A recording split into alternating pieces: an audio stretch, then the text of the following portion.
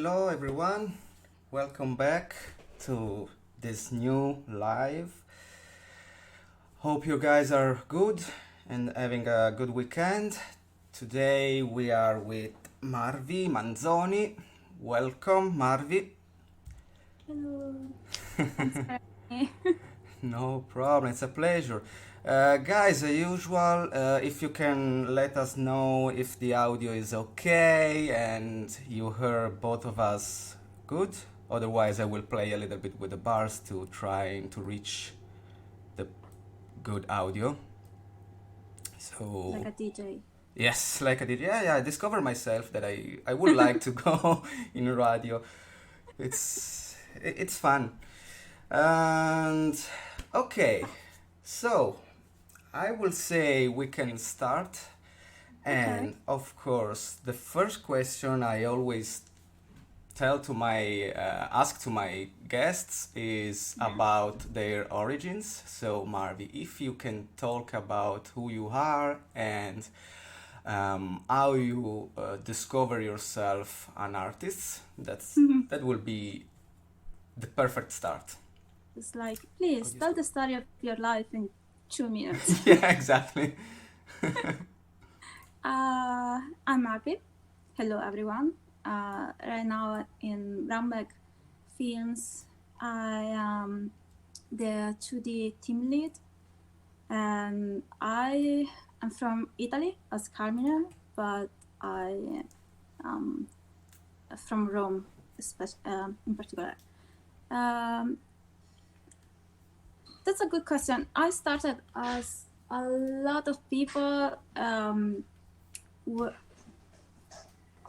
I started as sorry, my flatmate.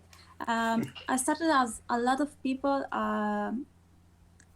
with the willing to do comics. So I started studying to become a comic artist, especially manga. And since when I was little, I drew a lot. Like this, that was the only thing I did basically in my childhood and in my high school years. But I decided to do it as a career and to really invest in my passion when I was 18. To talk about this, I have to say something about me. That Yeah, I already know. I did this question one because it's the general question I always ask, but two yeah, also because I know that you have a really singular story to tell. So, yeah, let's guys, say so. yeah, I will let you talk. And Yeah. guys, I think Marvy's story is kind of a sort of a inspiration as well. So, listen to it, and I will draw silently in the meanwhile. Let's say that even just like talking about yourself is never easy. Like for me, even in interview, when I start talking about myself, I like who I am, how I explain what I did in my life. So, well, anyway, let's start that I was a lucky kid, and with this I mean that I come from a good family with love, and they raised me I think quite well. I love my parents, and they are still together. I think this could be one of like I'm one of the few people I know that can say that my parents are still together. Especially in Rome, I will say. Yes, It's really common. yeah. So, but that when I was like, when you start drawing, you feel like I like this, but I don't think this can be a job. I will never Yeah. really live with it. My parents were supportive, but they were like, you know what? For high school, I don't want you to choose the art school, but go with the classical studies. Think of that, and you can always do the drawing as your hobby in summer or after school. So they were supportive because they made me study, even Yeah. if I wasn't doing that. But they were like, it's a hobby. Yes. Then when I was 1 month before my birthday, actually my 18th birthday, I found out that I had a lymphoma. And if you guys don't know what that is, it's a cancer, basically. And I was recovered in hospital, and I stayed there for quite a while. I think it was like 5, 6 months at the end of it.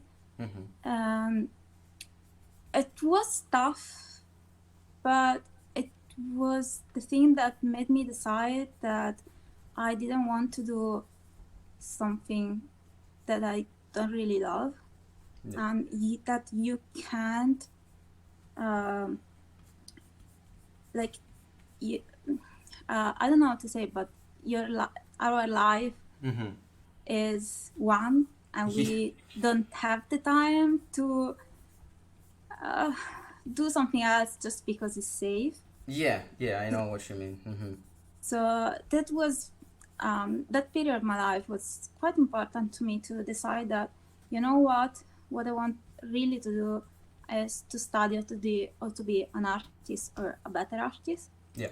And that made me decide to go to the academy, European Academy of Manga.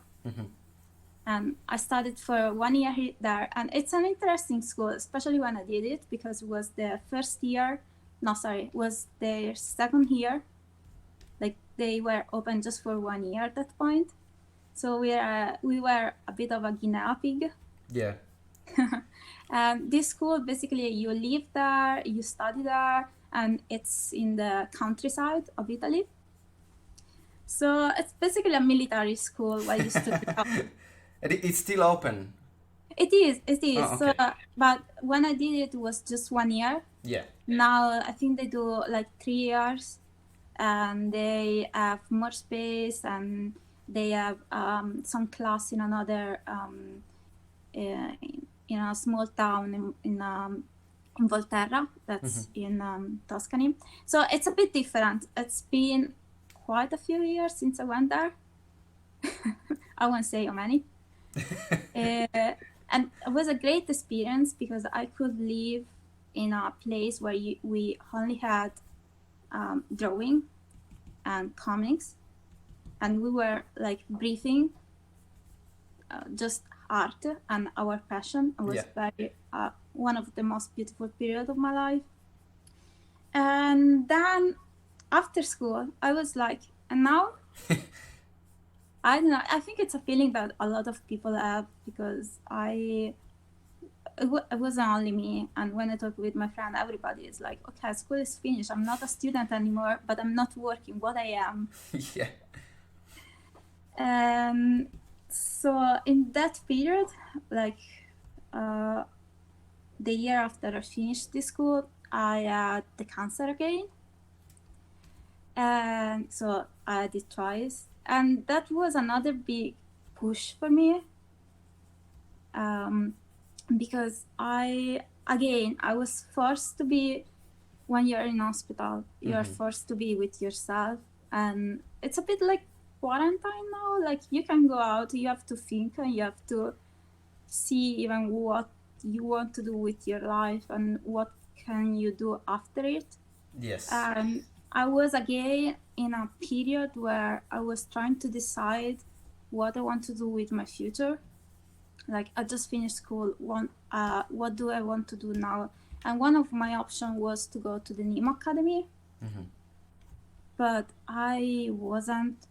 I wasn't sure. I was like, yeah, I don't know. But school again, it's other 3 year. Don't know. Maybe I should just try to work.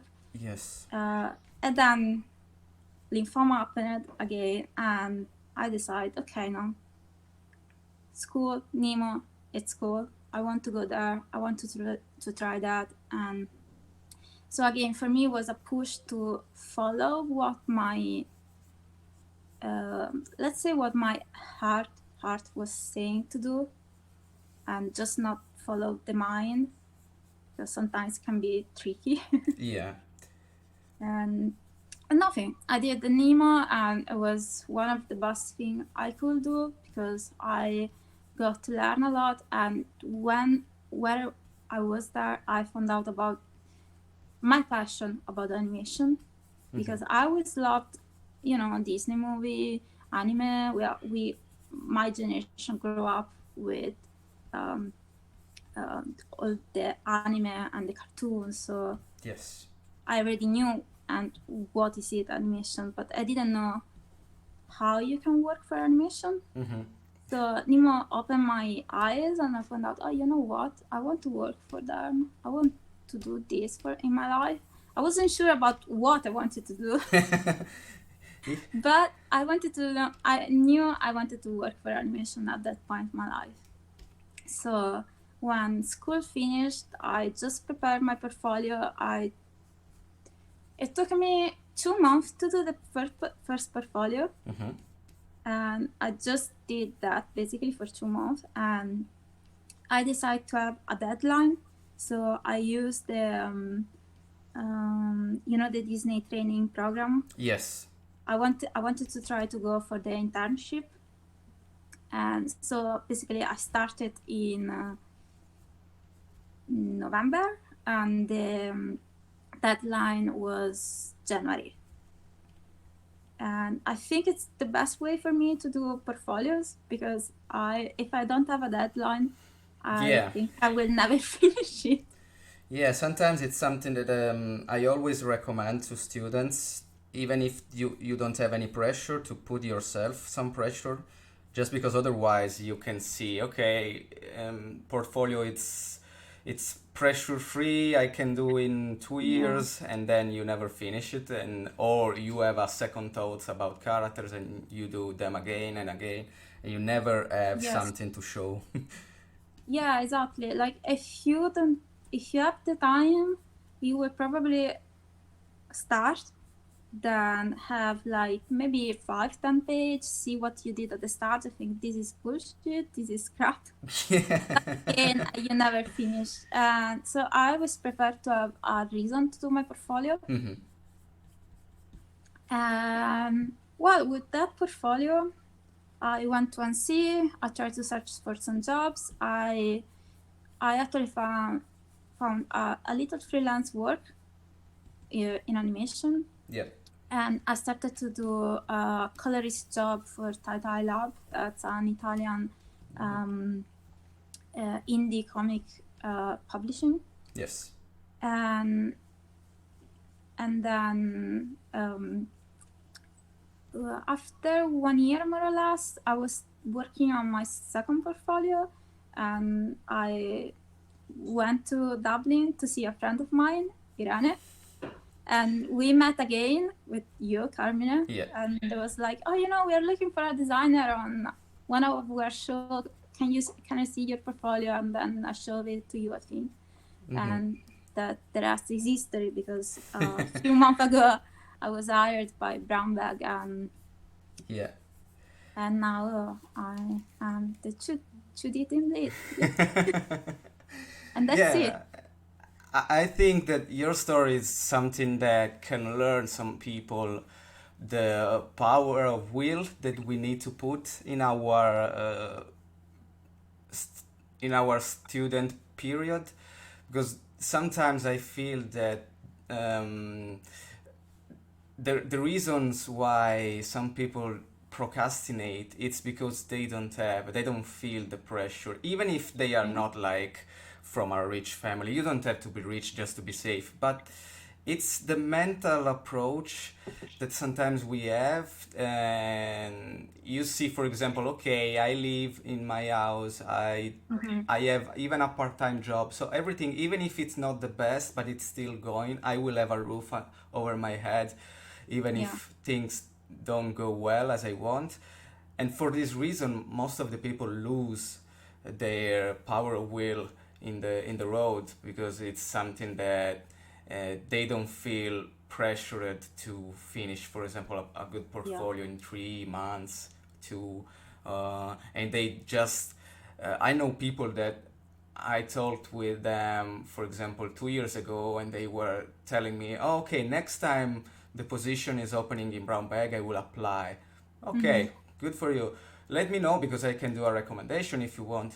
And Yeah. then after 2 years, so the position, I contact them and say, the position is open. What do you have the portfolio that you say 2 years ago? And oh no, I'm still finishing it. What? And Yeah.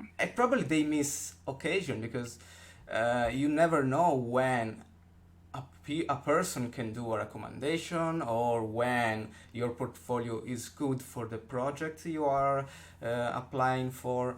It's a pity sometimes because I know really talented people that basically are wasting the time Mm-hmm. because they never finish this Yeah. goddamn portfolio. I have to say that I have the feeling that with us artists sometimes Yeah. it's a lack of confidence too. I know, especially when I was right after school, a lot of people weren't proud of the work. And I tell you guys, you will probably never reach that point where you No. think, this is great. I did such an amazing job. I want to show it to everyone.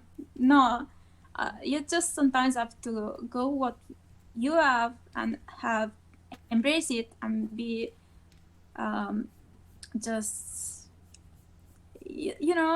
just send it and that's it. That's what you have. Believe in it. Yeah, Believe, yeah, at exactly. least fake it. Like just pretend that you believe in it. I know that this is a bad advice, but a lot of people say that in your portfolio you have to put just the best that you have. Yeah. And I think that is sometimes is threatening Mm-hmm. for an artist because you think it has just to be the best, and so you start doing over and over and over again. And Yeah.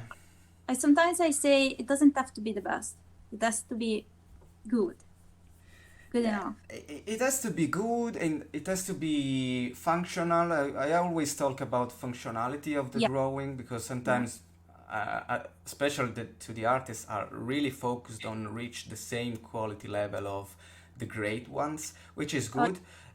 It's always good to have a sort of guidance, but to reach that level of a veteran, for example, with 10 years of experience, it's not that easy to do like in your first 2 years of student for sure. per path. So what I recommend is apply, Yes, apply, and then let the other see if you are good enough or not. I agree. I agree completely. Like, And okay, so after your interesting background story, I want to ask you more yeah. about your role because every company in the roles are like a bit unique. For Mm-hmm. example, what is a 2D limited for in brown bag, and what do you do as a routine? Because I know that if I do the same question to someone in cartoon saloon or Yes. whenever it's different, so let's talk about it. So my role in Brambach is new. They started the first time they had it was just last year, um, around this time, if I'm not wrong. Yeah, I think so. So they are still we are still trying to figuring it out a bit. And I'm new to like I've been in this role for just 3 months now. But what I can tell you for sure that I am the line manager of 11 people. And a line manager is basically the person that you go if you have a problem, the Yep. person that does your performance review, and the person that follows your holidays and your um, sick days, and it's the person you have to contact. Like if something happens, you can't go to work, or it's the I'm reading the chat, so what they're saying. I have just like I can I'm not seeing the live right now, so I don't read. Gloria is saying that you have to deal with her stupid ass. I love Gloria. Um, yeah, basically, and I am in charge of the performance review of the performance. So if an art director is happy or is unhappy about an artist, he will come to me. Yes. And if an artist is not performing as we would like, it's possible that I will have the person that will follow him and do a training program. Yes. So this is a part of my job. And then there is the recruitment part. So when we open the position, I will be the one with the other team lead to review the portfolios. And we choose the people that we like, and then we interview them, me, the other lead, and the head of department. Yeah. And we will show the portfolio to the art director too. But we are mostly the one that decide. And then I am involved in the art department live.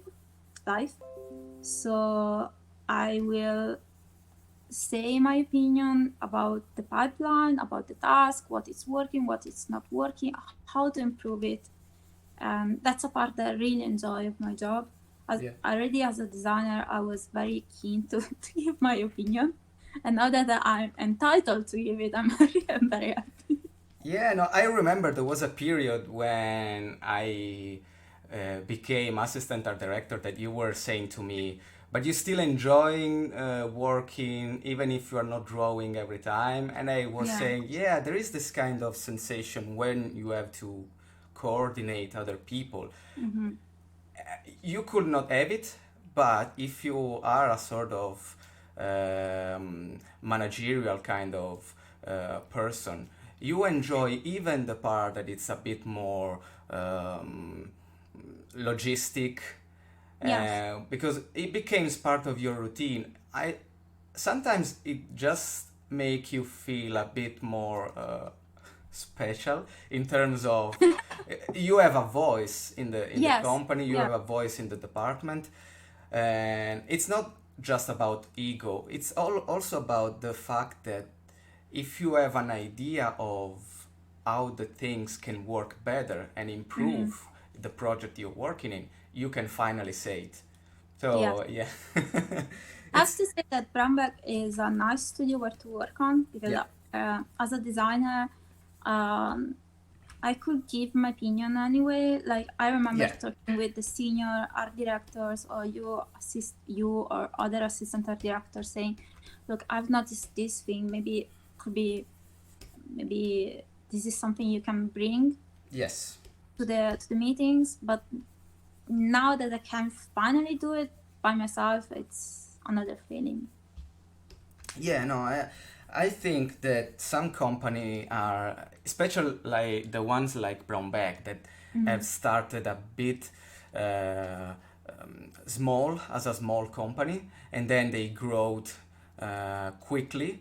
So they didn't add like many years to look at themselves and say, "Oh, we are a big company." I think that Brownback became in a really short amount of time really big, and they still have, for some reason and for some aspect of the production, the mental attitude of a small company. So every voice, it's more or less accepted, and you can say your thoughts even if you are not like in the position to do it. And of course, it's also something that I see with the senior management is encouraged and is when it's done properly. I mean, without any aggressive attitude. Yes.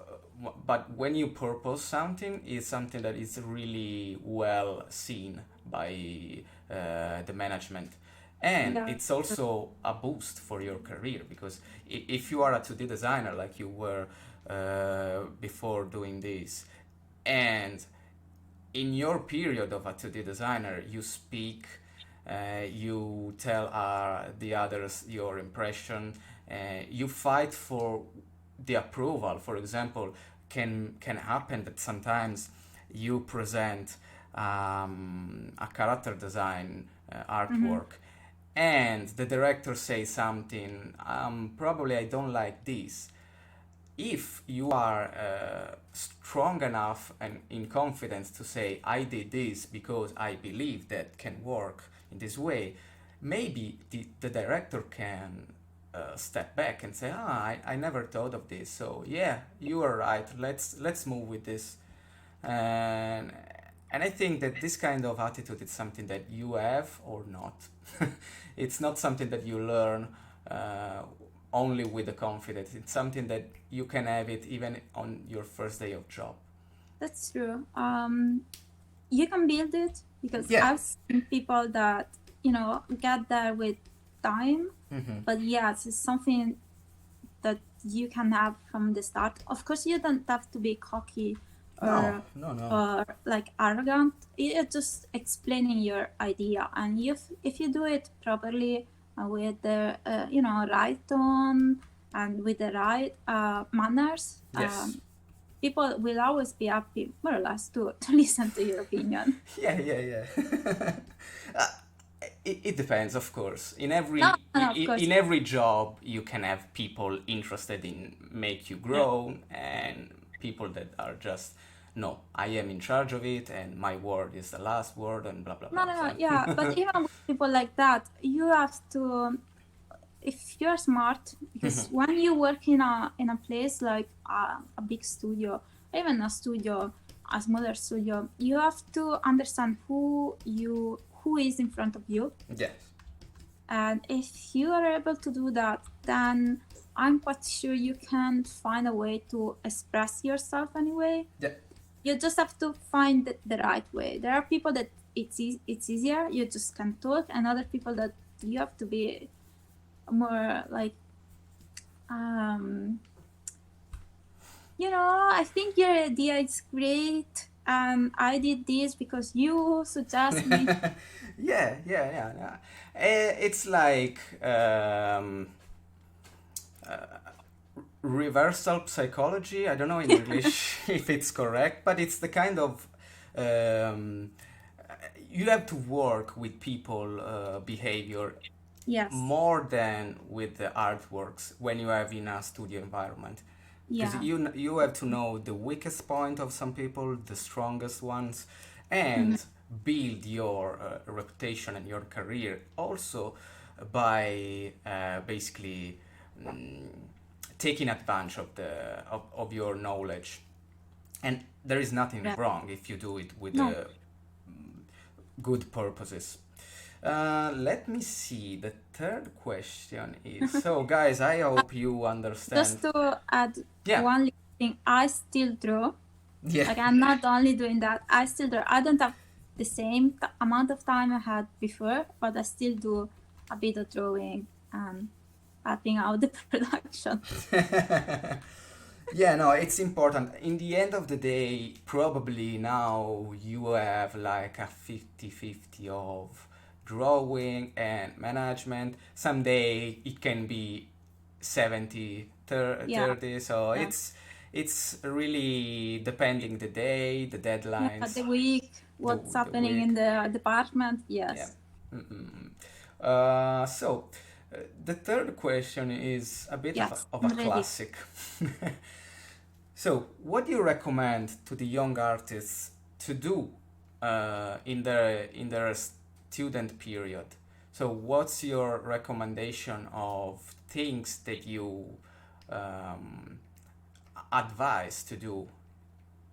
Make friends. Make friends, yes. When you're a student or yourself, how do you say when you're self-learning artist? It Yeah, doesn't come. yeah. Even that period, networking is important. Have build a relationship during your studies here are a huge part of it. Like, you don't have to see the other person as a way to get a work after it, but just I've noticed that a lot of people I know, and me too, we found a job because our friend found a job and they recommend us, or the other person that they met there told them you know this position is open, so you could try to apply. So animation is like a small town, and if you know some of the people inside, it's easier to arrive in the studios. So enjoy your enjoy your years as student because they are fantastic, and try to live, have fun. Just of course you have to study, of course you have to put effort in what you do and training yourself, improve your skills, but the life part is important as your skill, in my opinion, at Yeah, least. yeah, no, I totally agree. And another thing I would say is don't be a dick to your to the teachers, to the people you study with, or with the even with the professional that you contact to have a feedback. Yes. Always try to be nice, polite, gentle, because as I said, animation is a small town. So if people didn't work well with you and you had a really bad attitude, they will talk and they will say it, and Yes. it's like just be a just be a normal person and try to Yeah, try to you don't know make enemy before you yes, even exactly. start, because we Just know a lot of students that have a bad reputation even if they didn't work yet, and probably that's the reason. yeah. Like I know a lot of people that are talented, and if you see their portfolio, you say, "Wow, that's a good portfolio for their age." But then I know that people that work with them found them arrogant Yeah. or difficult to work with, or they were late on their task, or it's important to be. Uh, I never can pronounce well this word. Reliable. Reliable, I Thank you. think. That one. So that's a thing to keep in mind while you are a student. Just try to be a normal person and don't be arrogant or too full of yourself, or I don't know, whatever you. I don't know. I don't know what to add. Just try to be. Yeah, Don't no, be. I think it's a strong advice because, of course, you can recommend people like follow your artist, do reference, and whatever academic advice you can give. But Yeah. often we forget to advise young artists to don't be a dick, as you said, because it's so easy to build a bad reputation even if you don't know about it. Yeah. As I said, we know because people talk around animation, and we know that people that we barely know had bad reputation, for example, in a Spanish Yeah. studio Yeah. or in a Sweden one. So when I listen to this stuff, I always amazed about how people can talk fast, Yeah. and how small is, even if it's thousands of people working on animation, at the end of the day it's really small, the core of people that can talk about each other. So yeah, With this, don't be scared to be yourself. Of no, course, no, you no. like. Of course, you just try to um, be. Uh, to do your job. Try to do it well. Don't be arrogant, and the rest will come by itself. Just pay attention how you present yourself. That's it.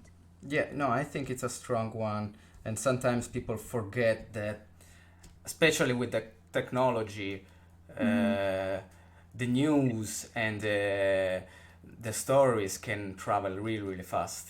Mm-hmm. And yeah, it's something even in the um, what I can try. I can find the name even in the ah You can do it, Le tell me. Fiere, Le Fiere. How is it in English? Let's say like the Comic Con, Yeah, yeah, the the Expo. expo, the events basically. Even Yes, even there, try to be nice with other people and try to don't make the impression that you already have arrived somewhere. Uh, yes, yes, yeah, exactly. sometimes English it's so I found myself with a short vocabulary sometimes. Yeah, no, I agree with you. Other Uh, times I'm quite impressed by myself when I found immediately a word. you know what? Being bilingual, being another country and talking your another language. Sometimes I'm at work, Yeah, in the middle of nowhere. I'm in a conversation. I'm talking, and I'm like, oh my god, I'm in another country talking another language. And yeah. my brain starts to be like, oh my god, what you doing? It's Yeah, just something that happens. if you stop thinking about it, it's really incredible. Sometimes I tell to my colleagues that, um, for example, if especially now that we are working remote, I Mm-hmm. really have difficulties to work and listening to the meetings like Yes. 60 people talking and try to be focused because you never know when they ask my opinion. So Yeah. it's not that I can work and listen to a podcast like this, and Mm-hmm. even if I skip something, it's okay. But when you have in a meeting, for example, for decide a set specific, you need to be focused on what people are saying. And even if I'm here from 4 years now, it's still a little bit difficult to be 100% present in the meeting and continue to work in what I'm doing. So yeah. Yeah, no, I agree with you. I find myself in a similar situation. I think sometimes we are too hard on ourselves since this is not our first language. Yeah. And we always think we have to give more than what we are giving. I think sometimes I have this feeling that I think I'm not performing as I would because this is not my first language. Yeah. But you know what? I try to say to myself that it's not true, that I'm doing well, Yeah. that it's just my impression. Yeah, no, of course, I know that even when I listen again the podcast, I know that I really have a strong accent, that I need to improve sometimes in something really specific, the vocabulary as well. Mm-hmm. But at least I'm trying and I'm talking with people all around the world while Yeah, in the meantime I'm working. So, um, yeah, yes. Now you're doing great, Carmine. thanks. Now, I have to say, this is maybe even for the students or for a young professional as us that are working in countries and speaking another language. Just sometimes it's normal if you feel like this, as we are Hmm. saying, just be easy on yourself.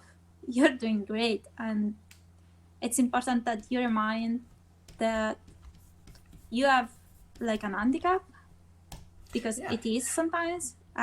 But in any way, you are doing something great. And the people probably that are from that country think of you like, oh my god, this person is talking another language, is doing this and that. At the same moment, they are great. Yeah, So yeah, yeah. Sometimes the other people from Ireland or yeah, other country reminds me that chill. You are doing great, even if your yes, English is not perfect. Don't like be harsh. like sometimes you talk with them and they're like, I just speak one language. Yeah. I don't know how you can do this. So like, don't be too hard on yourself. You, Armine, and the people that are watching us. Yeah, yeah, yeah, yeah. And yeah, maybe there will be a point in history where the things will revert and someone from England has to move and talk in another language. So at I'm that sure, point, we will but say, yeah.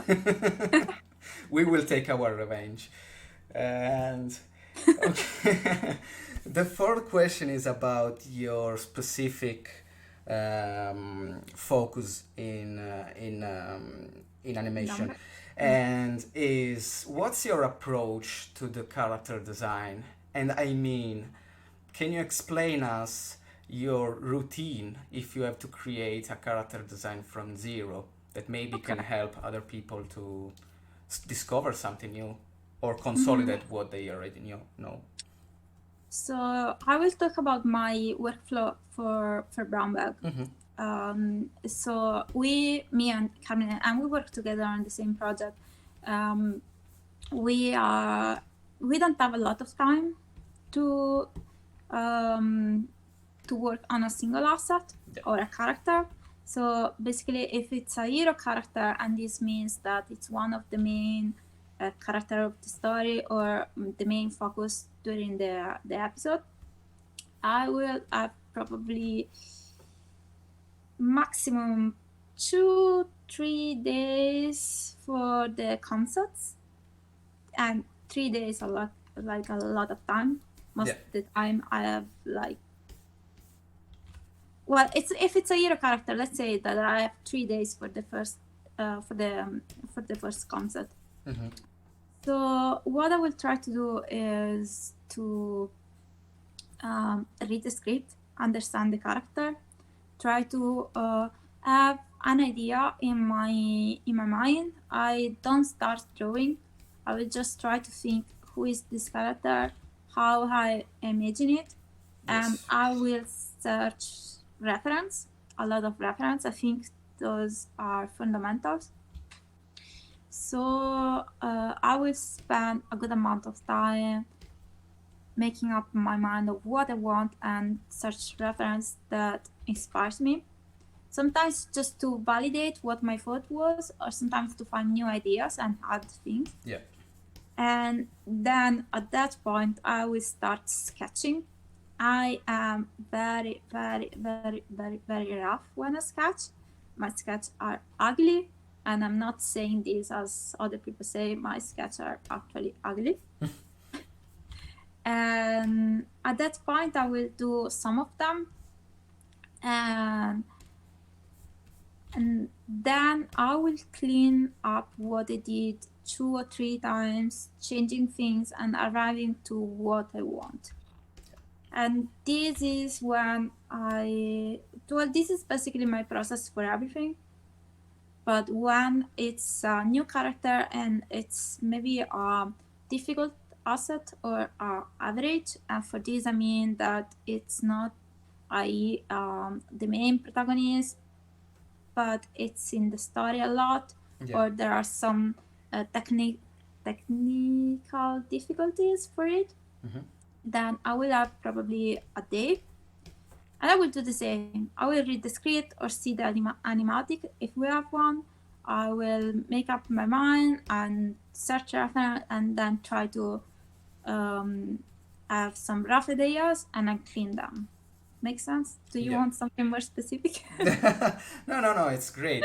And I I mean, will. of course, I think of shapes, Yeah. and like if it's a good character, if it's a um, um, how do you say evil character, Yeah. who is it? How can I show this in the character? Do I have to show it? Those are questions that I ask myself. But and so I try maybe to push round shapes or triangular or more rectangular. I work with shapes too, but it's something that it's my mind that I don't think about it too much now. It's more Yeah, not. yeah. Yes, of course. When you are more confident with character design and you basically do it for 3 years straight every day, Yeah. your mental process it's consolidate and you basically go with a bit more of speed. So you try even different approach. For example, the character design I explain to my student is for understand what you can actually do with character design. But it's not always what I used to do Yes. in the job, because in the job you already have a script, you already have the interaction between characters, so the character is basically already there in somehow. Mm-hmm. Uh, uh, Sometimes even the client can send photo reference of what they are talking about, and this will be basically more than you have when you work alone at home and Mm-hmm. explore shapes and forms. So yeah, sometimes the approach on the studio is quite different, because it's different, the information you have on the characters. So Yes, like you're not drawing for yourself, you're drawing for a production for yeah, somebody else, and you're trying to put on paper what their idea is. yes, It's not always easy to give your input. What I try to do, and I do it not just with characters, is to have three options, even four sometimes. But basically, I will have one save option, one option that I really like, and maybe sometimes maybe I push it too much. Like I know it's maybe not what they require, but I think it will fit the brief. yeah, I think can be done, and I have fun doing this. And then one third option that it's some middle between a safe option and what I did and the crazy one, let's say. yeah, But of course, it's always what the director asks me to do. But yeah, I always try to put my idea. Like they tell you what you have to do, but in Brambek especially, you have the freedom to try and give your input. And if they don't like it, they will just send it to revision, and you will be okay. That's fine. You just have to remember it's not. They are not judging you. They are no, not judging yeah, what you did. They are just maybe you didn't. You missed a little bit what they asked. It's happened, or you just have to change a little thing. yeah, no, Don't no. The right? important things to understand in a production is that nothing is ever personal. Yes. It's like you know the scene in the movies, especially the teen movies, where they are in the dressing room and they tried like 10 different Yeah. outfit in 3 seconds, and they ta-da, ta-da, ta-da. It's basically the same. So you are trying to provide the people who are in charge to the side these outfits, and maybe it's not the first time, the second one, the third one, fifth, the 10th. At some point in production, you will hit the point and the Yeah. people will say, oh, that's it. Or one of the common and funny thing is that you do the first one and they say, we don't like it. You do like other 12, and then at some point they will say, you know what, the first one was really good. So, Yeah. Yeah. So like oh yeah. I just remember when we did the kid drawings, Carmina. yes.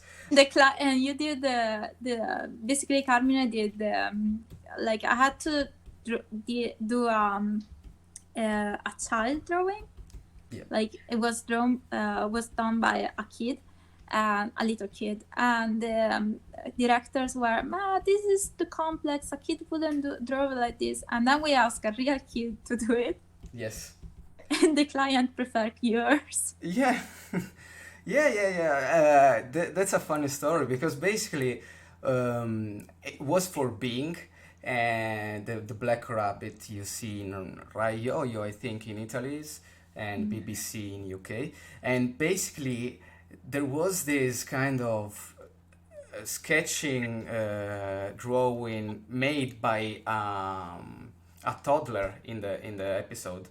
Yeah. And the first approach was me doing kind to interpretate a really simple drawing, And the client was, no, we don't like it. So we decided to take one of the daughter of the director, which is actually 4 years They old, made, yeah, and yeah. they made the drawing, so was the same age of the character in the episode.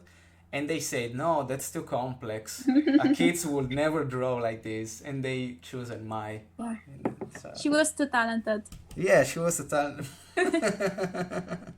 But yeah. But yeah, you know, you have to, when you're in production, you draw character set, and I mean, um, the right approach to it is not to take it personally. No, and never. just think this is work. I'm paid to do this. I'm having fun doing this, but it's okay if they don't like it. It's okay if I get a revision, and you have to be willing to do them. Like, never think this is an attack to you. Yeah, Personally. exactly. It's never personal because, I mean, a production is made of, when it's short, it's made by at least 30 people, 40 people for a TV series, and you cannot have the word on your shoulder. It's something that you need to understand and chill and take a bit of less pressure. And the world will not end if you miss a character design. So at the end of the day, we are doing animation, cartoon. We are not like brain surgery operation. So it's something Yes. that, I mean, okay, you miss the deadline for 2 days. The production will make a reason of that, and everything will go on as well. Yes. Okay, the fifth question is a bit more funny. Which is your favorite character in animation and why?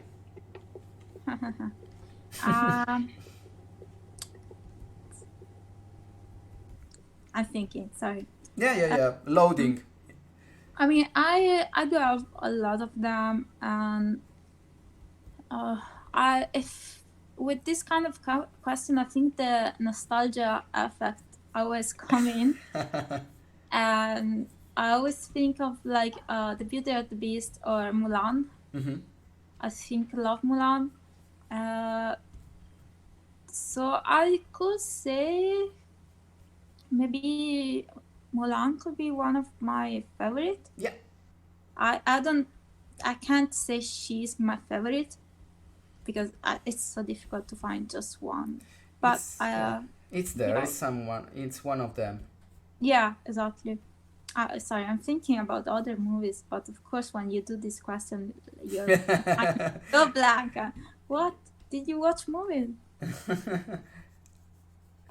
So yeah, I would say that Mulan is one of my favorite. I like her because it's one of those movies and one of the first movie where maybe the lead female character had an active role in her story, and she saved herself and all the China.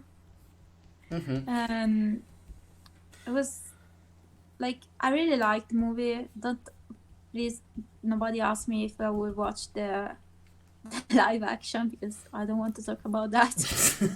Okay, I will skip the question like this. Yeah. Okay. Like the live action doesn't exist. Okay. But yeah, I think she's one of my favorite. I really liked. I never seen Lilo and Stitch when I was younger. I've seen it just when I was 16, 17. And that's another movie that I love. The sister relationship that's there, and mommy in particular, she's great. It's another movie that I really like, and I think Pocahontas too. It's another strong female character. I know that they finished, and let's not talk about the second movie. Yeah. Let's just focus on the first. Okay. Yeah. So I would say I like this kind of characters. Okay. So do you think, this is out of my list, do you think that animation is doing properly good in the recent years about giving the audience a believable female character? and I mean not just like a hero female Yeah. against a male one, but trying to telling the in the more believable way that female character can be as powerful as the man, and I Hmm. mean you think that animation is doing good in this approach. Um, I think a lot of things are moving, and there is a lot of chatting about a lot of things in animation this moment Yes. because well, we all know what's happening in the Mm-hmm. world, Yeah. um, not just with from the Me Too movement from to the Black Lives Matters. Um, so a lot of things are changing. They are trying to see the stories from a different point of view Mm-hmm. and trying to maybe write more yeah, realistic characters, like maybe like in the last year I did like some of the female character that I've seen on the screen for um for in animation. Yes. Like I personally really like Moana. Mm-hmm. Yeah. um what's the name in Italian? Oceania. Yeah, Oceania, Vaiana.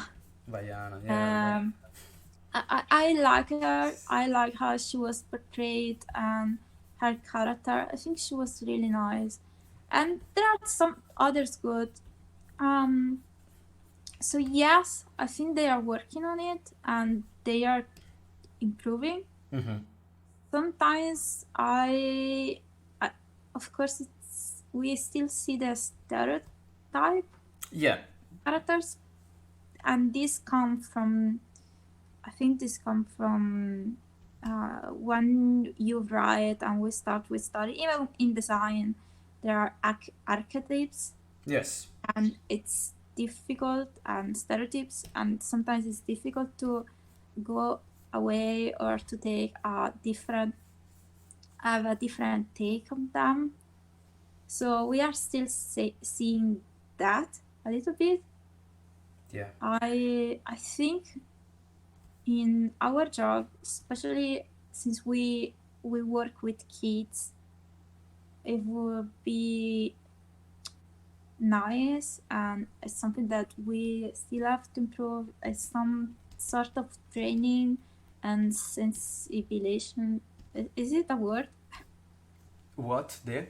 The sensibilization? Sensibilization. Sensibilization. I Uh, I try. yeah, I think it is.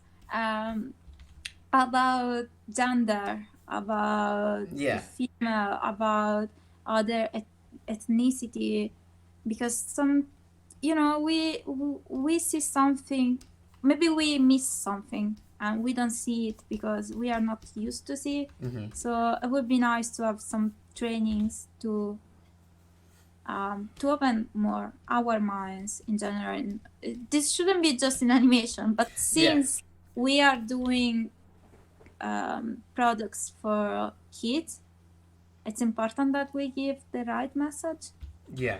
Yeah. No. So, I agree. to answer your question, I think yes, they are writing nice female characters at the moment. Oh yeah, like I've seen Onward, Mm-hmm. I didn't. and like the mom was a cool character. Mm-hmm. So that was, I think she was on point and well done, quite real. Um, but if I think about other movies, even for boys, sometimes I think that there are a bit stereotypes. I mean, you can see when it's written by a woman or when it's written by a man. It's just not for. I mean, when a man write a woman and when a woman write a man, Mm-hmm. there's still a bit of stereotype, stereotype there. But Yeah. I Yeah. No, I get your point. Uh, yeah. Sometimes I feel that it's really difficult, even from a writer, to get what the communication should be in that sense. Because at the end of the day, making products for kids, you have to play a little bit with stereotypes. Yeah. Otherwise, Yes. only the adults will get the point. So I Of can course. understand sometimes that the stereotypes are used even for uh, a readable reason. Mm-hmm. But I also believe that animation in the past 5 years is moving better than the Mm-hmm. past in that Agree. sense. I can see a bit of difference between the female from 10 years ago and the female Yes. characters now that are more think as a character. So, Yes. because what I think was a bit frustrating in the past is that when you had the male characters and the female character, they were pretty much uh, so they were described with so many stereotypes from the feminine and the masculine world Mm-hmm. that the difference was basically for the wrong reason. So, for example, I'm a man, I'm strong, but I can sensible or all of this kind of cauldron of emotion. Now, what I see in the recent one is that female and male character are pretty much just I mean Person. yes, a person, People.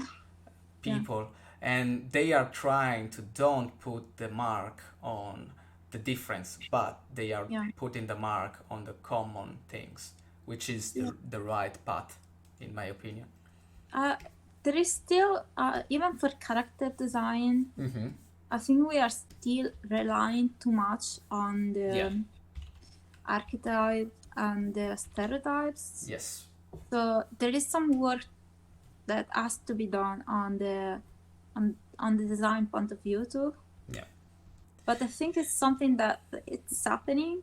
Maybe not fast as it should happen, but I see things moving. Yeah. No, I can see it. I still use a lot of stereotypes in Yes. my work because even in the script, I mean, Yeah, like it, if it's written and that's what they want, it's not like you can change the word with just that character. yeah, and also depends the type of product.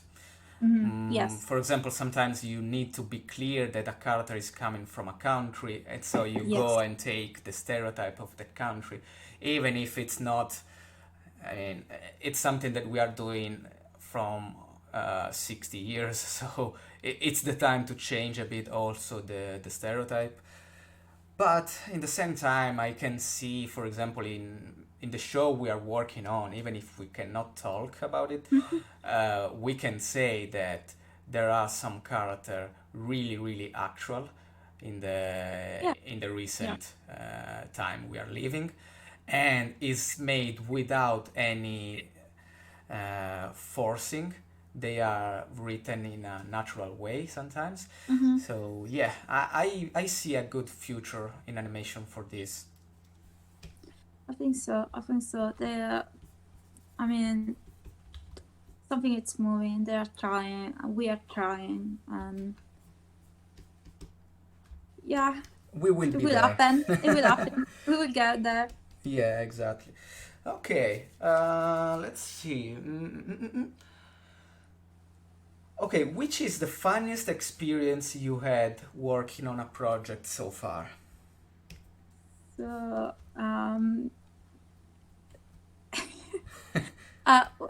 sorry, I'm not thinking about experience in the project as designer. I'm thinking of something that happened to me the first 2 months I was in the studio. Mm-hmm. It was lunchtime. I was going home. I was still in the studio. Fortunately, a lot of people were already out or watching their screens because I was wearing long, large pants. And I just felt like I was in the studio like for basically 1 month, probably 40 days. And in front of the studio, in the middle of it, I just did this palm. So Yeah, I the remember. yes, and then I went around saying, "Oh, I fell.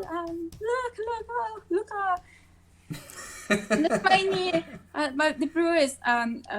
This is something, it's a good way to break the ice with Break your knees as well. break your knees and the eyes. And I felt in the studio now. There is nothing else that can make me uncomfortable. Yeah. Yeah. So this is what I think about. It really doesn't come to my mind something as a designer. Um, like I had a lot of fun during the production, but I doesn't come to my mind one specific. So let's go with Let's the see one. with this one. And Yeah, it's I, it's I, I, I felt art with on my face. Like for 2 days I couldn't eat solid stuff because I hurt my face that much. jeez. Yes. And okay, so we can move on the next Yeah. one. So you are still really young, so I'd imagine you have some goal um, in the next future to reach. So what is your goal for your future in your career mostly? Yeah. Um, this is I just reached one of my goals. So for the moment, I am more settling in the new position Yeah. and try to do it well. So I'm not super focused on the future. And I never been one of those person like my there is nothing wrong with it, but I've never been one of those people saying, "Oh, in my future, I see myself working for Disney Okay. or Pixar." So I am more the kind of person that goes with the flow, see what's happening, and it's open to possibilities.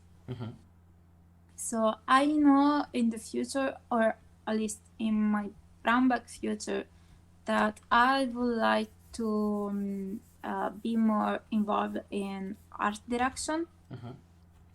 So I see myself going with assistant art director and then maybe an art director position. Yeah.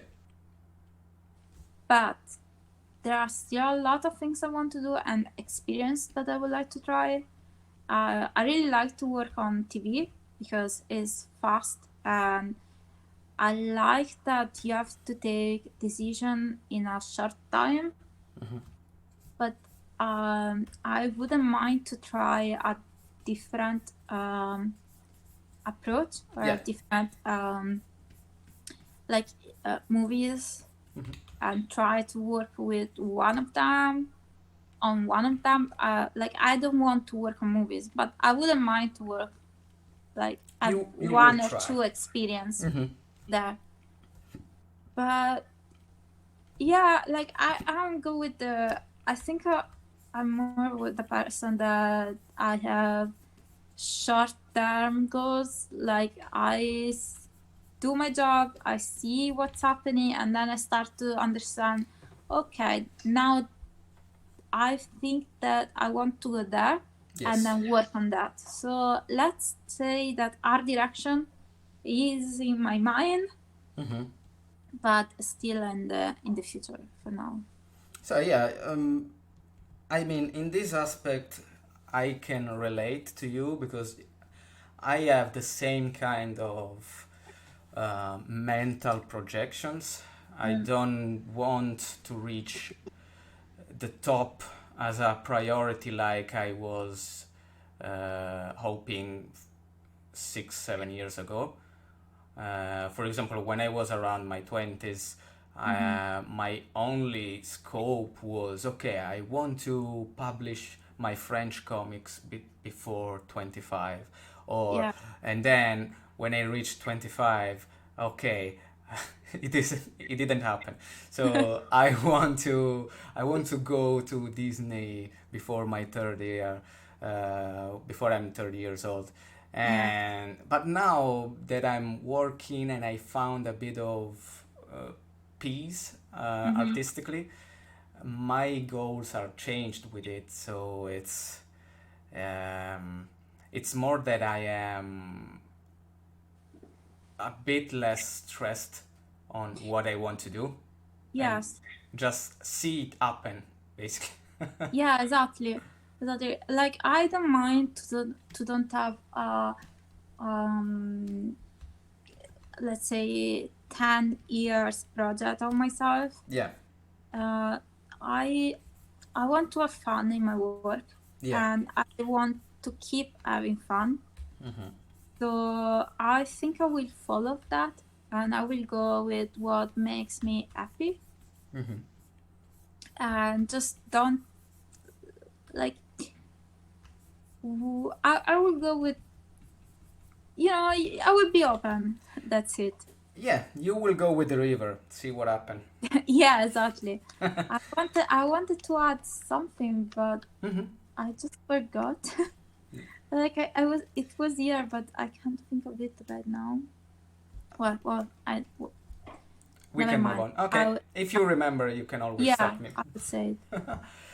And this one, the next one, is a really actual question especially in the Italians community. Okay. Because I'm following basically the Italian one more or less. Even if I'm not following, but I'm aware. I mean, Yes, people on Facebook talk and I see scrolling. So and I'm aware because you post a lot about it. uh, there is an eternal war between the traditional Oh approach yes, and the digital one.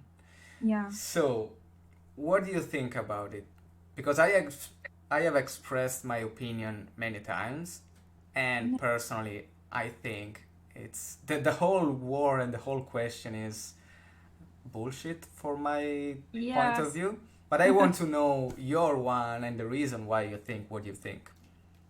I think we have a similar take on this. Hmm. I never understood why there is this competition or this war between uh, um, traditional and digital. It's they are just different media to to the to the things. Like an iPad, sometimes it's just more comfortable than or it's easier to bring with you Yeah. than a wall easy easel and the tubes and the brushes.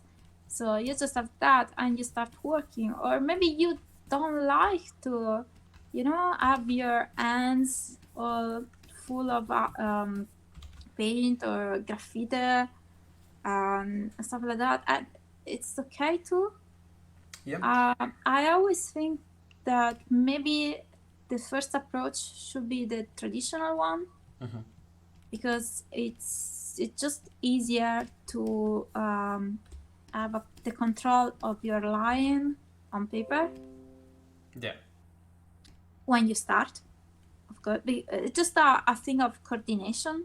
Hmm. If you start buying a 22 Cintiq, then it's fine. You can just start with that. Just I will never spend 2,000 for if I just started. Yes. But if you can do it, do it. Um, so I think they are different media, but you can communicate the same emotion and the same thing with both of them. Just maybe this digital one sometimes is could be faster and more um, uh, the word doesn't come to my mind, but um, you know it's as I said, it's easier to bring a computer or a tablet Yeah. than a whole paintbrush paint set, Hmm. and that's it. But honestly, I love both. I do sometimes. I was used to do watercolors, and I was using Copics a lot. Right now, I don't do it a lot because I don't have them with me and I don't have the time. Yeah. But I love them. I love both. I love to draw digital and do traditional one. Yeah. No, okay. This is the fourth live, so I think it's time for me to be hated. So I will say something that probably will trigger people, and I and I will explain what I think in my personal Yeah, opinion. do it, Carmen. But I think, especially in Italy, we have a lot of dinosaurs which are slowly dying, and when dinosaurs die, usually they scream before they die. So I think that a lot of the Italian community is formed by veterans, which are even my inspiration. I mean, I Yeah, love a yes. lot of them, but they are so focused in doing things the way they do, and they always did, Mm-hmm. for example, inking and traditional, that they are not enjoying the possibilities of the technology, so the Cintiq and the Yes. Photoshop, Yeah. because they are scared. Because if you read sometimes in the comments, there is always someone saying that, yeah, you know, the designer figure will disappear and everything will be made by computers and you don't see it, and we need to be aware of it. So they act like there is a sort of invasion of computers then they can draw on their own, Yeah. and I think this is because of ignorance of the instrument. I think so too. Like sorry, you were more specific than I thought Yeah, on the no. question. Um, yes, I agree with you that I've seen people like great artists Yeah. that are able to do the same thing they do with watercolors on a tablet or with Yeah. in digital and have the same exact effect. Mm-hmm. So I think sometimes it's like laziness. It's not always easy to change your workflow, learn a new thing and do a new program. So that can be scary, or you can think it's useless. Yeah. Why to do it if I already know how to do it well in my way? Mm-hmm. So that can be what you said. Yeah. I just think really that considering digital art easy or the computer does everything, it just yeah, as you said, ignorance. It's not true. It's not that. You have to. There are techniques. There are skills. It takes a Yeah. lot of time to learn to do it too Yeah, with a no. computer. Yeah, one of the reason I think also because most of the artists they are complaining about this are coming from comics where the digital it's a Yeah. bit more slow into became like a standard. Mm. But I know for sure that they will, if they can be one day in a production in a studio, they will understand that it's not about doing beautiful stuff. It's always about express a concept, pass Yes. it to the modeler, pass it to the lighters, and Yeah. then the final result will came with a long process. So you cannot spend 2 weeks to make like a thing I'm doing like this in the Cintiq at the moment. It's you can have only 2 hours maybe or three, and Yeah. in a day you have to present 10 options because the day Mhm. after we need to discuss which captured best the mood. Like So we yeah, have some co-workers that are like seniors. yeah, They come from the traditional animation, yeah, so they were used to draw on paper because, of course, there were no computer and no tablets at that time. Sorry. yeah, no, And I mean that was the way they used to do things, and I understand why they feel that they are still faster doing that. mm-hmm. But even them, they know they have to use computer, or they were able to mix their technique and Yes. to like do, maybe they do the first draft on paper and then they do the final piece in digital on the computer. So I think it's just attitude. Like you see a lot of big people. Like I remember I've done a workshop with Nathan Fox, and when he was working on DreamWorks, like El Dorado or the Prince of Egypt, they did everything with acrylics. Yes. Like they painted all the, oh gosh, they're so beautiful, all the backgrounds. But then the revolution happened, and even a great painter as Nathan Fox that can do everything in gouache and acrylic and can do it very fast, decide, you know what, I will learn it. This is something useful for my career. This is cool.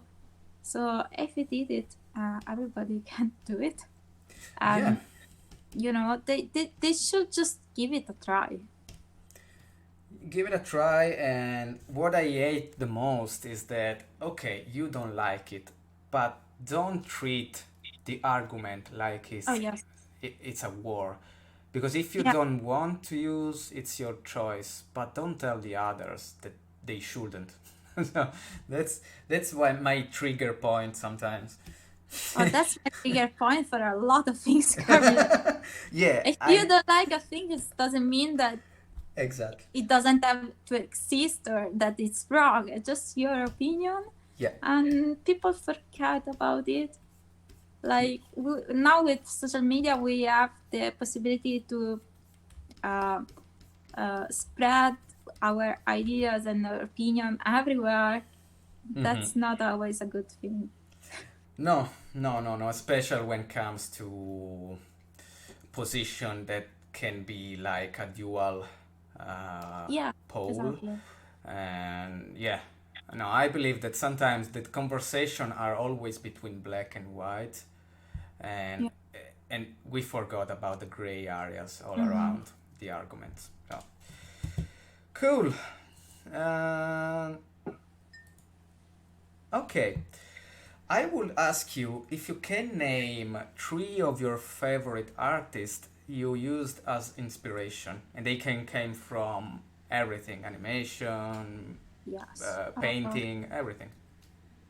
So as well, I started with mangas.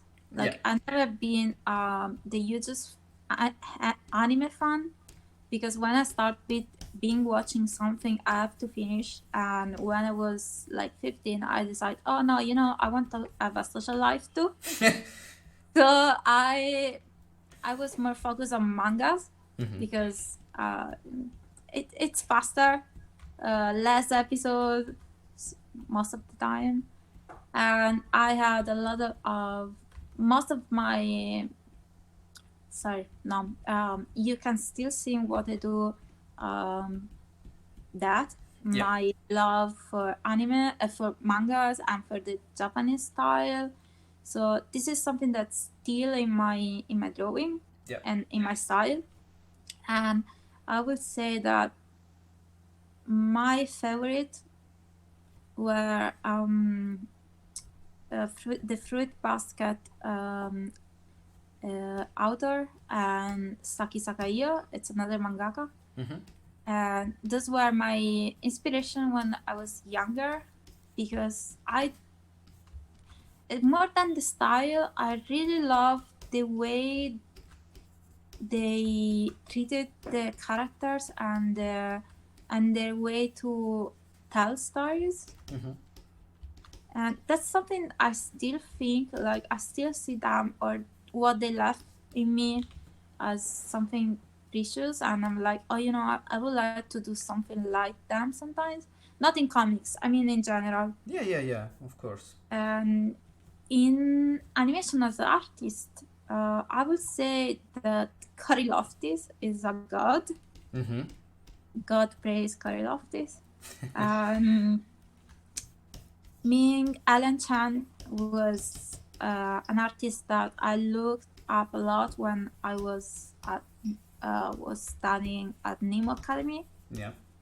She's great, and I love her. And in her style, I could see the mix between the Japan style, the Japan how do you say taste, Yes. mixing with animation and uh, the American style. She's a mix of it. There are other artists too that I follow that are that do that, but she's in particular. I was watching her a lot. Mm-hmm. I really like, and I think um, right now I really like Amanda Jolie. She's a character designer. She was the main character design, one of the main character design for Rapunzel, the Tangled, the TV show. I love it. I really Yeah, love it. no, she's great, and she did some character design for movies too. Like she did the character design for Storks, the movie. Okay. Yeah. Um, and now she's working with Sony, I think, on Spider-Man, Okay. the new one, Spider-Verse, the new one. Okay. She is great. All of them are great. So I love her work, and I see her as something that I want to be. Yes. That's the level I would like to reach at the moment. Mm-hmm. So yeah, those are the three ones that. Well, of course, there are a lot. I love Mucha. Sorry, I don't pronounce it well. I don't remember. The painter. I love his aesthetic. It's something that I bring with me in my illustration. Sometimes I go to like a comfort zone when I want to do something. Klimt, great. Okay. Impressionist painters love them. So there is a lot of mix, but I have to say some animation artists or contemporary that really influence me. Those are the one. Mm-hmm. No, it's a great list. I like a lot of them, and yeah, it's really strange in my case how the tests evolved during the years because Yeah. I started the studies in comics in Rome, and at the time my trinity of artists were all coming from the French market, which basically they were Didier Casgrain, Olivier Vatin, and Pierre Allary, Mm-hmm. which are basically the most near thing to the Disney kind of vibes I had at the time. And then after I discovered Barbucci and Yeah. Canepa doing Love. Skydoll, which is another example of what we were talking about, the mix between the manga Yeah. and the American. It's called Euro manga, or I mean, Uh, that's worse than the technical, the traditional and the digital. okay, I live there. I live there. Yeah, like let's not go into that. Okay, I okay. yeah. It's a thing. And then after Barbucci, I basically reached the point to, and I said, okay, probably the most beautiful style I want to work with, it's the Disney one. And then Mhm. I started discovering which is the name, Miltkal, Yeah, all the the nine nine. Great. men of the animation, and from there I basically gone everywhere was Disney, and Yeah. yeah, until the point I reached Cory Loftis, Mingua Chen, Shion Kim, all of this kind of Asian Yes. Disney community. Um, and it's really strange because in the beginning, before studying, I was more like amazed by the realistic stuff because I started reading Dylan Dog, Mm. and I was really fascinated with Gustavo Roy, which is basically the realism Yeah. and the black and white at its finest. I never been attracted to that to the more realistic Yeah. styles. Like I never been a big fan of um, like Dylan Dog or Dex or even Marvel or DC Comics. Yeah. Even but with time, like their use of the black and white, it's something that really fascinates me. Yes. Like if I think about Vignola, Mignola. sorry. Yeah. Yeah. Yeah. It's great. And during my Nemo years, I fell in love with Sergio Toppi. Yeah. Like his composition, his way to draw and to ink, it's something great. It's beautiful. Yeah. Yeah. No. And the question is that when you start and discover a lot of different approach Yeah. to animation in this case, or to the draw in general, you can see how much different can be style wise a product, but also you can discover that you don't like only one approach, but you Yes. like a lot of them. What you need to do when you're a student is that don't lose your mind to trying to reach every single style, but be focused on one at a time. So one of the things I always say to the Yeah. student is, okay, you like everything, it's normal, it's completely understand, I do the same, but try to imagine yourself sitting on a desk and working 8 hours on a project. Which style will be the less tiring, the less annoying? So I always try to put the question like this. Uh, and then there is nothing wrong if after 2 months of study you decide to go somewhere else. But at least Yeah. be focused for a short amount of time on something. I would say one thing Yeah. that I never been a person with. When I was doing manga, yes, I had a specific style. But when I found out about the animation, I never settled in a specific one. I Yeah. like to try different things. But as you said, it's good. Like it's important as a designer to be versatile and Yeah. to be able to do different things and to go from A to D. Let's say Yeah. you don't have to be able to do everything. That's not required by us. It's not human. It's okay if you have a range, Yeah. and that's it. But as Camino was saying, it's important that in that range, you know to be consistent. Because I mean, it's funny to try new things, have different styles, but when you have different styles, you have to be able to redo it. Yeah, exactly. That's the point. And Sorry, I was thinking about students and stuff, and I started. yeah, no, it's great because it's good to be fascinated by multiple things. The important is that you can provide good quality stuff with the styles you are trying Yeah. to approach. So that's the reason why I always say, okay, but take 2 months, 3 months of your life, dedicate to one style, and then you can see if it fits or not your taste and your abilities. Because if you do this week, I do Corey Loftis, and then the other Yeah. weeks I do Mignola, and then I do something else, you spend basically a lot of time circling around, and you probably will never find something fully satisfying because you don't um, take the necessary time to go deep and explore the style in depth. And I Yeah. think it's important.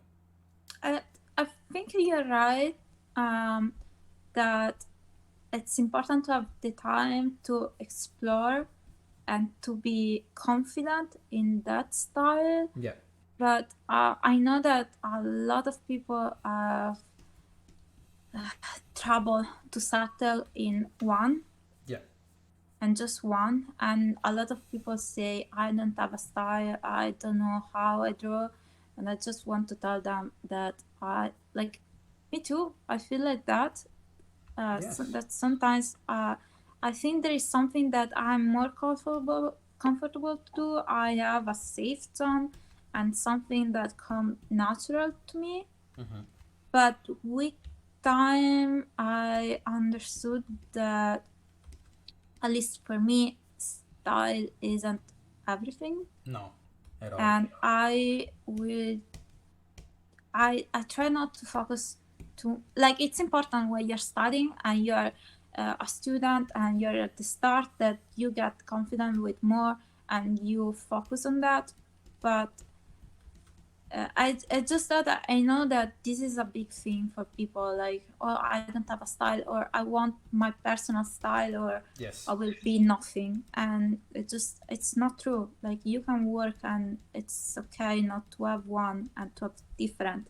The important thing that you can be constant in those styles and you Hmm. can redo them. Yeah. Also because there is a sort of there is another important discussion, especially in the schools.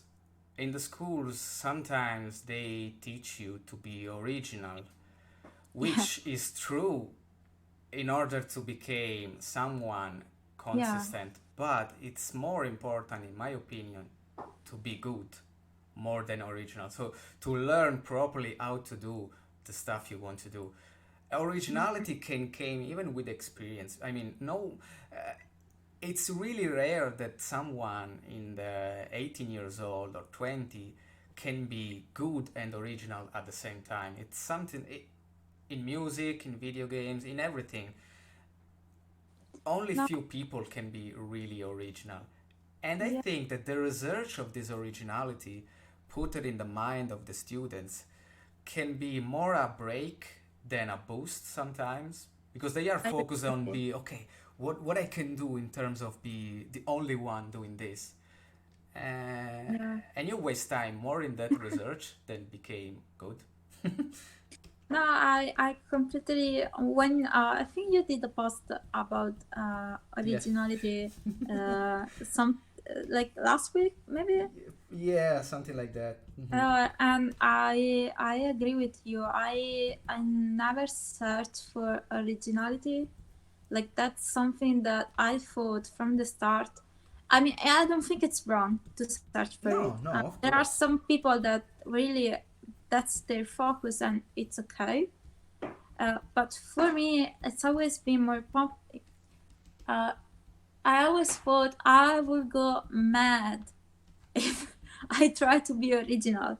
That's not something that I want to focus on. I Hmm. want to focus on say my opinion. And then I think you wrote it. The way you the way you write something, the way you draw something, it's there is already something probably original because it's your take on it. Yeah, yeah, no. Uh, Everyone can be original even if you're doing something style wise already seen. I mean, yes, if I do a story, I mean the story for me is more important than the originality in the lines, in the colors. I agree. Because if you I can never know how you. I mean, you can, even if it's the story is not original, yeah, if it's a good story, and you exactly. say it well. The Yeah. important thing for me is how the story conveys the emotions, Mm-hmm. the message that you want to say, Yeah. how the character are. Like, I don't care if it's you're doing Cinderella again. Yeah. Yeah. Yeah. Yeah. Uh, it just that would be your take. Of course, if you do exactly what Disney did, then are you really saying something? Yeah. No. But Okay. I mean, it depends sometimes. I think that this word is taking too much importance to be the only one instead of be good mm-hmm. again. No, I agree Um, with you. in my personal opinion, I will be more than happy if I can finish my personal project, which is a simple ghost story. It's nothing coming from, oh my god, you revolutionized the narrative. It's a simple story with Yeah. simple character, but it's my story. And I think that if I can reach the point where this story is brought to a TV series, a movie, a book, I don't know, I still don't know, Mm-hmm. I will be more than satisfied, even if it's not something that it I will remember it in the books. Yeah. It's Like if it's if like for me, if what I do makes somebody smile or like feel something, yeah, that's already enough for me. yeah. I think it's a matter of personality. Some people are Yeah, more for sure. focused on be renewed, uh, or be original, and there is nothing wrong with that. Um, Absolutely. Probably the only thing is that I will not recommend to young artists to be focused only on that, Mm-hmm. to reach like the originality at all the costs, but to learn how to express their ideas Yes. technically, and then maybe with 3 5 years of experience you can came back to your original story or your original Mm-hmm. style and be who you want, but with a solid base. So yeah, that's it. No, I agree with you, Carmen, completely. Cool, we are arriving on the last question, Okay. and then I'm we ready. have a Q&A Okay. for everybody to ask you something. Okay, so let's start with the fact that you are pretty popular on the social media and in Yeah. particular on Instagram. Yeah. My Basically just question, on Instagram. yeah, my question is, do you think that popularity can help artists reaching the job, or do you think that it's the job that can attract even popularity? So which is your Um, thought? like I didn't look for popularity on Instagram. Mm-hmm. It happened. Yeah. Like of course I wanted everyone more or less likes to see their art appreciated, Yeah. and a big following is nice, make you feel good. Um, but so well, sorry, I lost my stuff. No So worry. I think it helps. Yes, it does. Since I didn't find the job of my life. I already had it, and the social media are just a way to to keep me active Mm-hmm. and to force myself to draw more after work things that I'm not doing. And you can see that I'm not being very active in the last month and a half. Yeah. But it help it helps, yes, because I got rich. Like they asked me if I wanted to do how do you say when you open a box and you film it. Ah, the Yeah, and they will send me free stuff to do it. okay. The But it wasn't even about art. It was something else. yeah, yeah, yeah, yeah. I get. So I mean, of course, with popularity, you're more visible. Mm-hmm. In the last like last week or 2 weeks ago, I don't remember. I've been contacted about to do a little thing that you would see. I don't know if I can say it. So it's and I don't think I would have been noticed without my following on Instagram. Yeah. And that's what and it was something that I wanted to do. It's nothing big. It's a really small thing. Just that I'm happy that happened. Yes. It's not a job with another studio or stuff like that. It's more like, um, well, it's a really small thing, but it happened and it could bring me more visibility in the Yes. future. So it was nice. I'm happy, and I was happy to see it. So yeah, I think it can help you Mm-hmm. to reach the job that you want because it's easier to see you, and it's important to be seen. Yeah. But I don't think it's the only way to find a job. I mean, the way to find a job is just to send your CV around when the position is open and Yeah, and bet on fingers crossed yourself. that they will answer you. Yeah. Because I personally wouldn't base everything on social media. Mm-hmm. I, for the moment, with the following, I couldn't live with it. Just to Yes. say, I mean, maybe I could be more. I could work more on it and try to get more advantage, but like it's not everything. I like it's not a big following doesn't mean big jobs. Yeah, It's also because probably I think that if you want to be popular, you need to work on social media like you work on your studio routine. yeah, and I have to say that I feel the pressure to have this following, and I see other artists that they don't post for us for a while, and they say, "Oh, guys, so I'm so sorry that I haven't posted for a while." And why are you sorry? Uh, like we shouldn't feel sorry because we didn't have the time to upload something on our social media. I think that's something that's a pressure that happens even if you don't have 20K follower, even if you have like 5,000 or 1,000. I see a lot of people saying, "Oh, sorry, I didn't post," and I was one of them. Yeah, yeah, yeah, But yeah, I stopped to do that to say that I'm sorry because I didn't post because yeah, there is nothing to be sorry about. I don't want to feel guilty because I didn't have the time to work or I didn't want to do it. I have a life. yeah. It happens to me, especially when you take the rhythm. For example, Yes. if you post for 2, 3 weeks constantly a month, and you Yeah. feel this kind of engagement even with people, and you see the comments grown, the Yeah, and you numbers see the grown. likes and the notification, and it becomes a bit of a drag. Yeah, exactly. Now that I'm not doing it, I don't care. I mean, I post on Instagram just when I want to, and I Yeah. don't feel any pressure.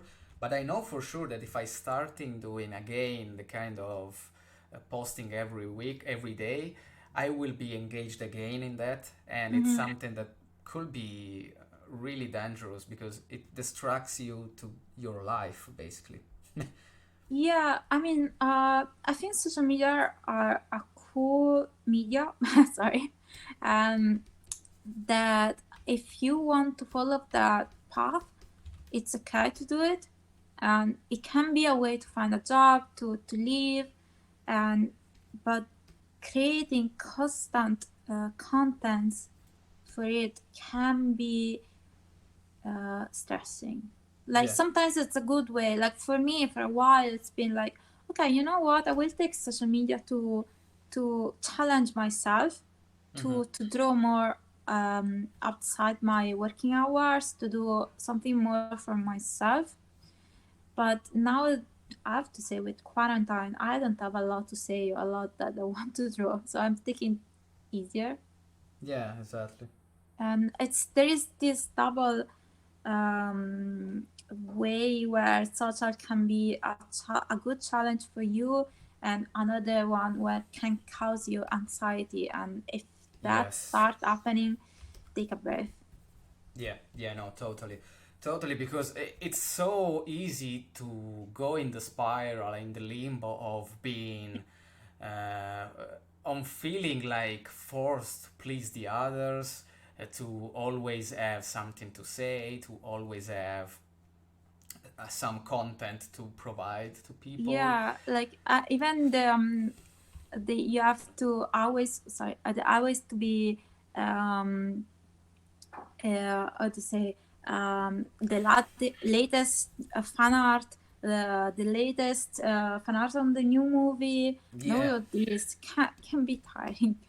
I don't know how people do it actually. Yeah. No, it's I mean, something it's that not a work. It's a work. It's not a work. it's another work, it's another job, and Yeah, sometimes it's more pressure.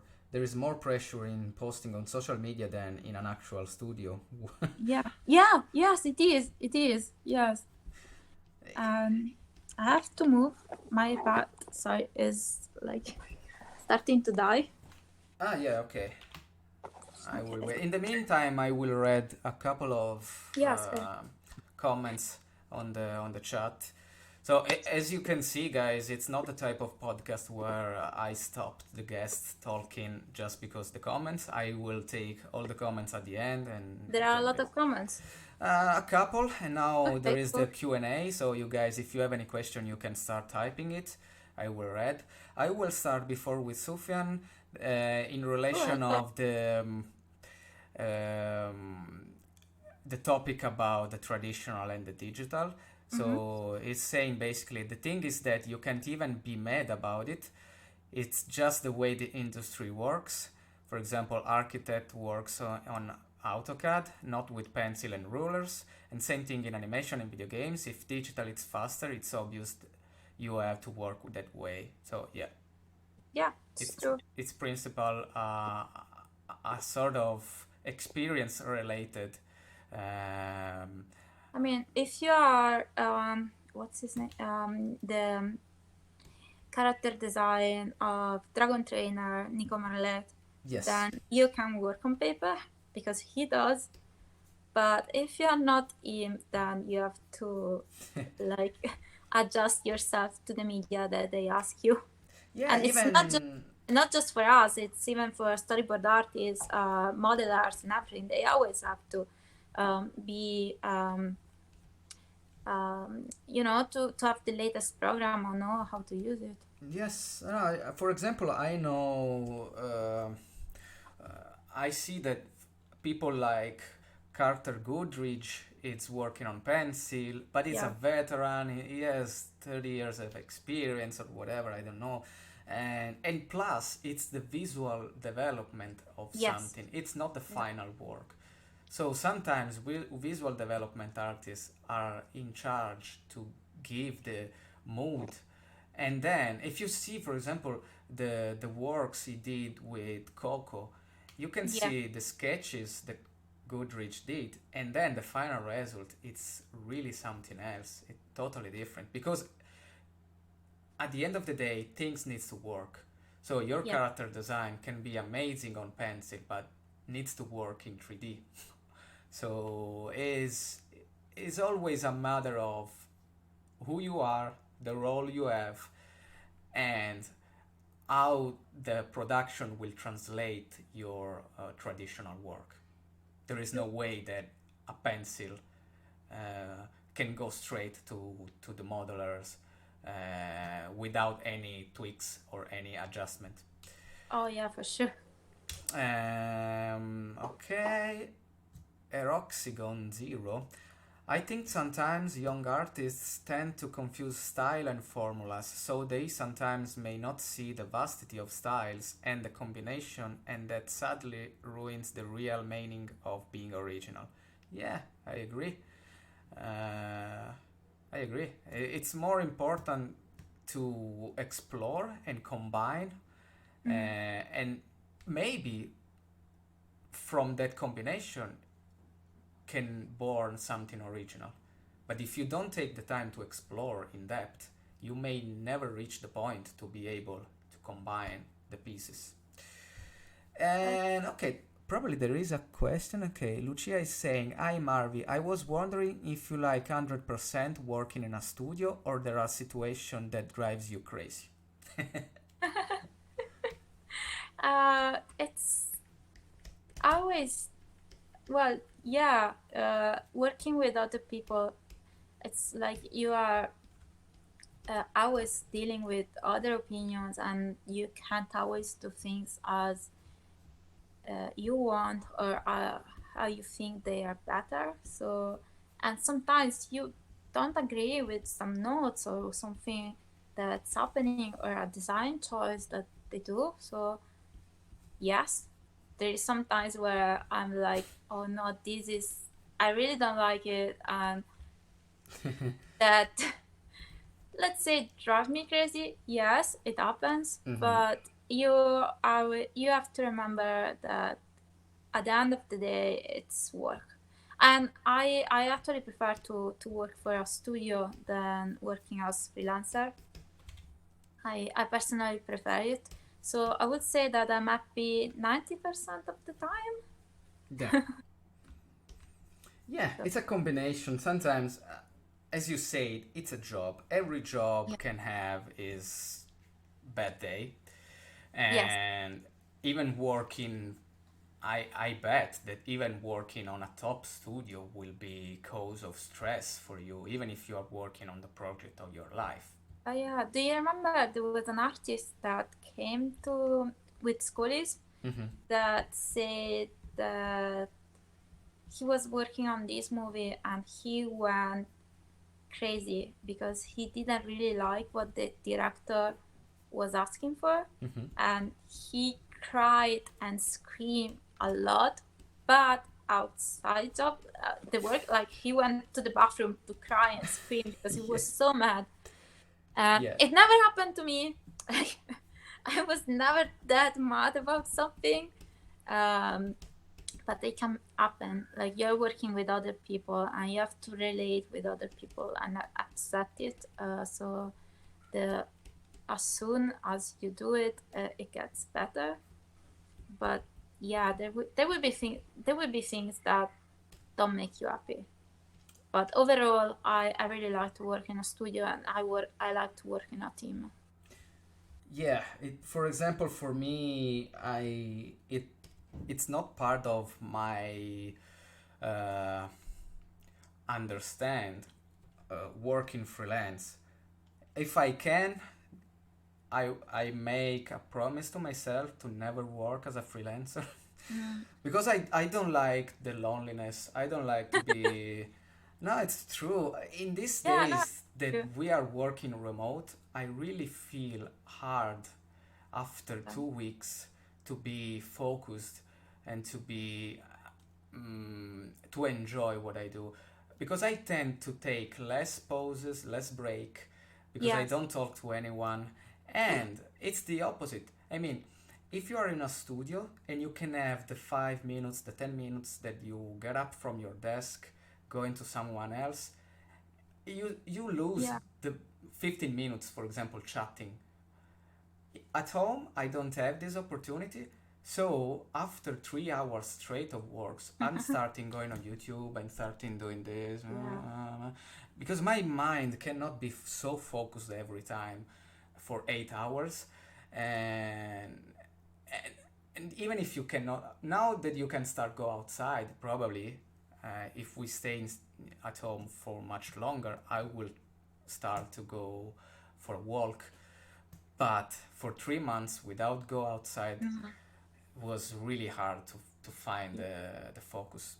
I have to say that I worked as freelancer when I was working for comics as colorist and inker, and it's different from what we are doing now because when you are a freelancer, uh, I mean, my experience was this: you have more, uh, you can manage your time. Yeah. While for us now we can't. It's basically as we are working in the studio, but as freelancer, so we can't, like, I can't say Monday morning I won't work, but I will work or all Tuesday and more. Or I can say, oh, you know what, I finished this now, so I can take tomorrow free. It's something that we can do, and it's a strange mix now that we are in quarantine between this kind of freelance without the freelance Yes. benefit. Yeah. Yeah. Totally. And me and you, we are in meetings all the time, so this is something that it's staying home. It makes you feel more tired. Yeah, Yeah. yeah. Especially when you reach the kind of roles when you have to talk a lot with people, Yes. it can be frustrating. There is some day that I have only half an hour free of meetings, and in that half an hour I have to do the 8 hour job I usually do. Yeah. Yes. And it's quite a challenge for everyone. And the thing that I don't like to work home is that I discover myself spending a lot of time on social, on Facebook, talking about shit. And it makes me really, because my true nature, if I have free of Mm-hmm. rules, I always say my opinion on social. So Yes. I don't want that part of my nature to come out. So I want to be You want focused. work to keep you more Yes. busier. Yeah, you can see on my Facebook history that for 1 year and a half I had like a couple of posts talking about stuff. But Yeah. now from the quarantine, I'm basically posting not every day, but 3 4 times in a week, which for me it's when I come back and I see the past week, I always regret being so much uh, present in the social media. I about social media, I do write a lot of comments or posts, and then I delete it before I submit it. Yes, yeah, That's a yeah, it happens. And okay, Sufyan is doing another question. Do you guys have any dream in the closet or project you would love to work on in the future outside of your studio job? So, Marvi, go first. uh, not at the moment. I would like to be involved on a short movie. There's something with my friends. That's an experience that I would like to do. But I don't have any personal project on the moment. To be honest with you, since I got the new role, I focus most of my time on it, Mm-hmm. and I really use my personal time to do other thing and to relax. Yeah, So maybe in the future, yes, as I said, I would like to work on a movie. Yeah, I would like to do a personal project. I do even have a project of mine that I wouldn't mind to see yes, to be done. mm-hmm. It's just a short thing, it's a funny thing. Or I would like to give my help on other projects, but not right now. So as I said, I take things with when they arrive or when I'm the right emotional state to do it. Yeah. Yeah, for myself, I have a couple of no, I have one main project, and which I'm trying to do with passions. It's almost 2 years that I'm working on, and it's a ghost story. I'm doing like a portfolio, which is pretty much an art book at this stage. I Mm-hmm. have a lot of pages of works with characters, environments, and everything, and I'm mixing it with the lessons and with the work, so it's really slow. So yeah, one of my dream in the closet is that I want to see this project come to life in a form which I can want to be see it too. which can be a book or a series, a TV series. I really don't know at this stage. And Lucia is asking, what's the situation in Dublin now? How long you will still be in the smart working? It's not that bad in Dublin Yeah. actually. The situation is we don't have a lot of uh, sorry, I'm just thinking to the way to say it. There were like if I'm not wrong, yesterday or the day before, five. There were no deaths and just five new contagious. Yeah, If yeah, yeah. Cases of something contagion. like that, Mm-hmm. cases, yes. So it's good. Things are reopening. The pubs will reopen soon, and that's worries me a bit. Brownback in particular is working on to make us come back. So maybe in September, it's possible that all the studio will be back. Yeah, they But are starting moving people yeah, that cannot work home because they have kids yeah, or not a good equipment, so they are start moving on priority. And but yeah, I think that it will take a couple of months to be all over in the studio. yeah. Like Bramberg was quite good. I mean Ireland, not Bramberg. They closed everything. I think on time. We never really had a huge peak. Yeah, no, exactly. Um, it's funny because no, it's not funny. But if you go out on the weekends, because now you can take a walk or stuff like that, you will see people behaving like nothing is happening. Yeah, Uh, but I think that's because they feel like the emergency is it's over pretty over much. and Yeah, things are going back to normal. yeah, So yeah, I think we will stop working remote in a couple of months maybe. in a couple of months for sure. Yeah, maybe somebody could go back to the studio next month too, but we are not sure. The studio's still looking into Yeah, it. yeah, they are talking about probably the end of this month to start, Mm, and so that means probably in the next month, in August, someone is already there, but they are okay. really really few. I think Yeah, probably the IT maybe, and some yeah, lighters. The people who needs the render farm because we need to render the scenes, so of course the equipment at home cannot be supportive enough sometimes, hmm, so yeah. Or people with like they didn't really have a good environment at home to work or yeah, stuff like that. yeah. Yeah. Red Garnet, if you're a graduated student of and if you can choose, it's better working for a studio as a freelancer or working in a place for experience. Working in a place for experience. It's easier to get better and understand how things really work in a studio if you are in it. Yeah, If you don't have the chance to move and or like they offer you just freelance job, that's fine. Do it. It's a way to learn. You learn a lot. But I think it's faster if you're in a studio because it's easier to have constant feedback on your work.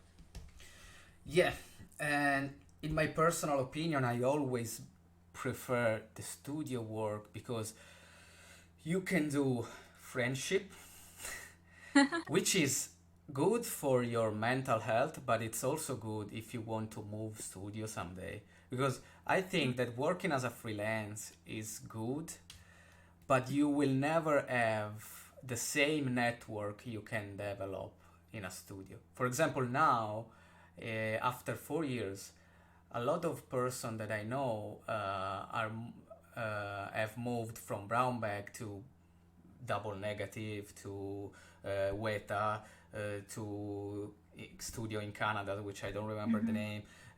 So potentially you can have a lot of friends all over the world in different studios that you can use for recommendation, for even just for simple question like, hey, I know that you work in Canada, how is life there, what I Yeah, need if I want to come there. um, I mean, you can create your network even working as freelancer and going maybe to ANSI, being present on social media, yeah.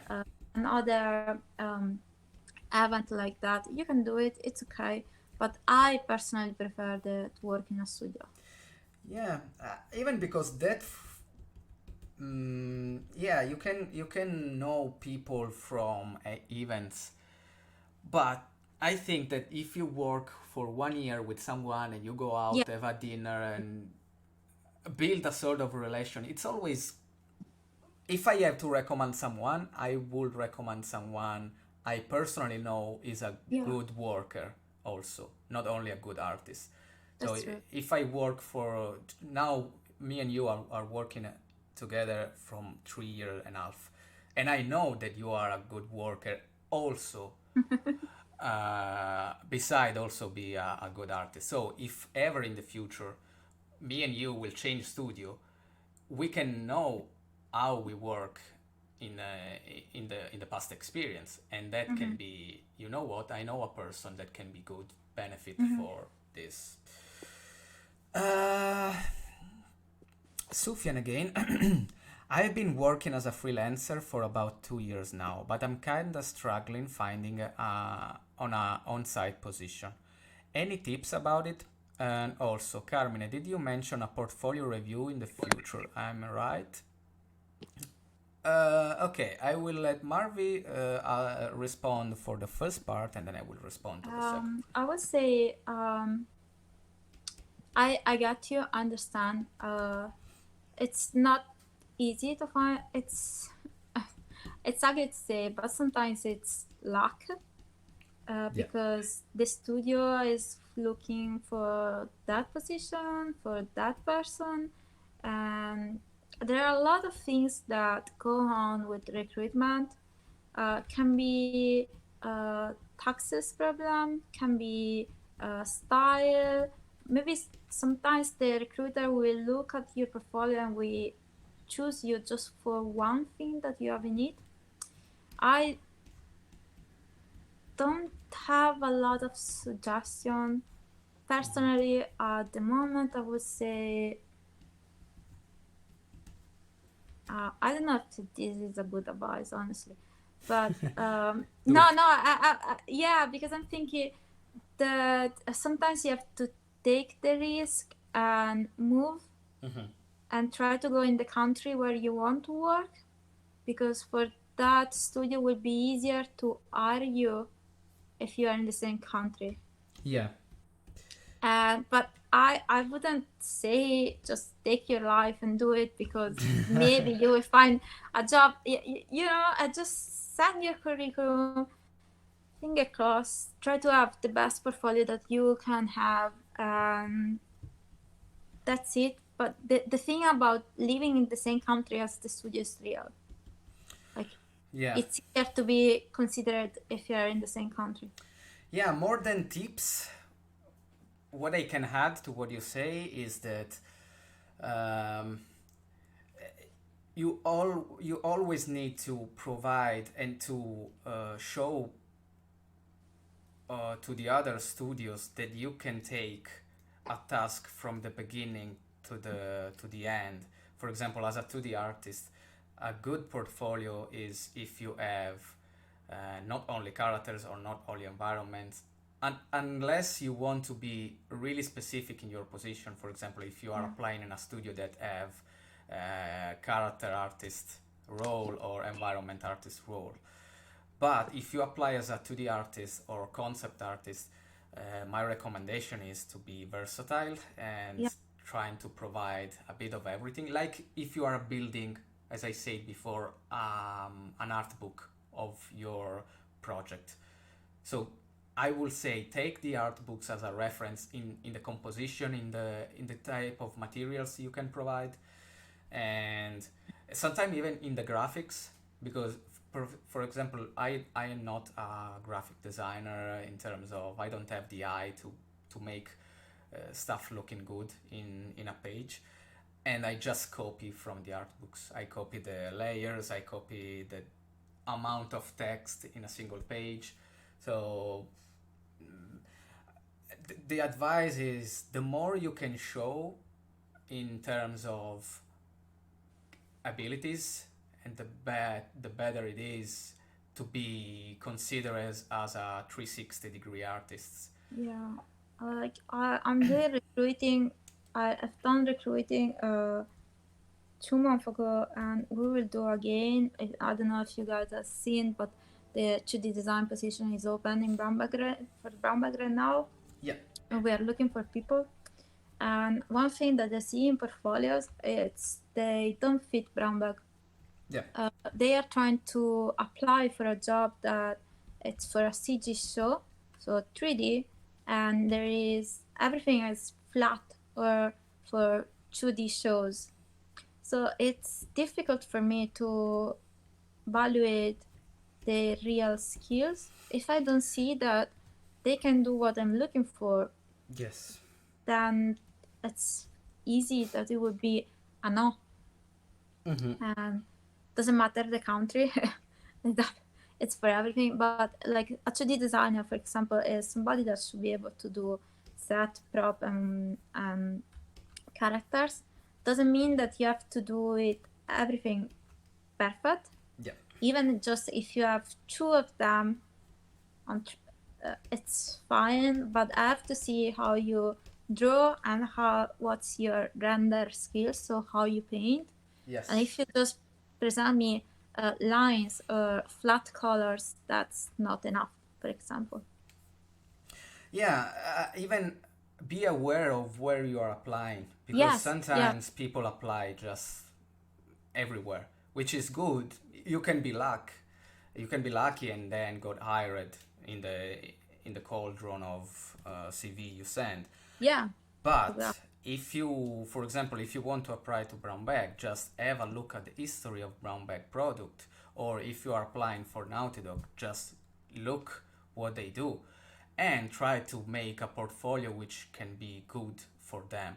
So a good exercise could be also to differentiate the portfolio depending the studio you want to apply. So don't have just a single portfolio and then send it all over the world because for sure you will receive a no from Naughty Dog if you present to them like I don't know a portfolio like the Cuphead style or something Oh like yeah. that unless they are secretly working on Looking for something that. something. Uh, like a good tips for portfolios to have to have different style. Yeah. That's a good, especially if you are sending to video games or animation. If well, depends from the studio, but a studio's brown bag, we have a lot of production and they are different. Mm-hmm. So there is one thing that it's in common, and it's the rendering skills. Yeah. So how you paint and how you can translate a 2D object in 3D. That's a character that's fundamental more than the style, because I can see, okay, if this person can paint this way, he will probably be able to do it on this other style. But if you have different style in your portfolio, will help the recruiter to cast you maybe on one of the projects that they have. It's fine to have just one style, but sometimes having like 2 or 3 projects that are a bit different between them, like 5 pages a project, 5 page another project, 5 page the last project, could be helpful. That's just a tip. Yeah, yeah, yeah, I totally agree. And let's see.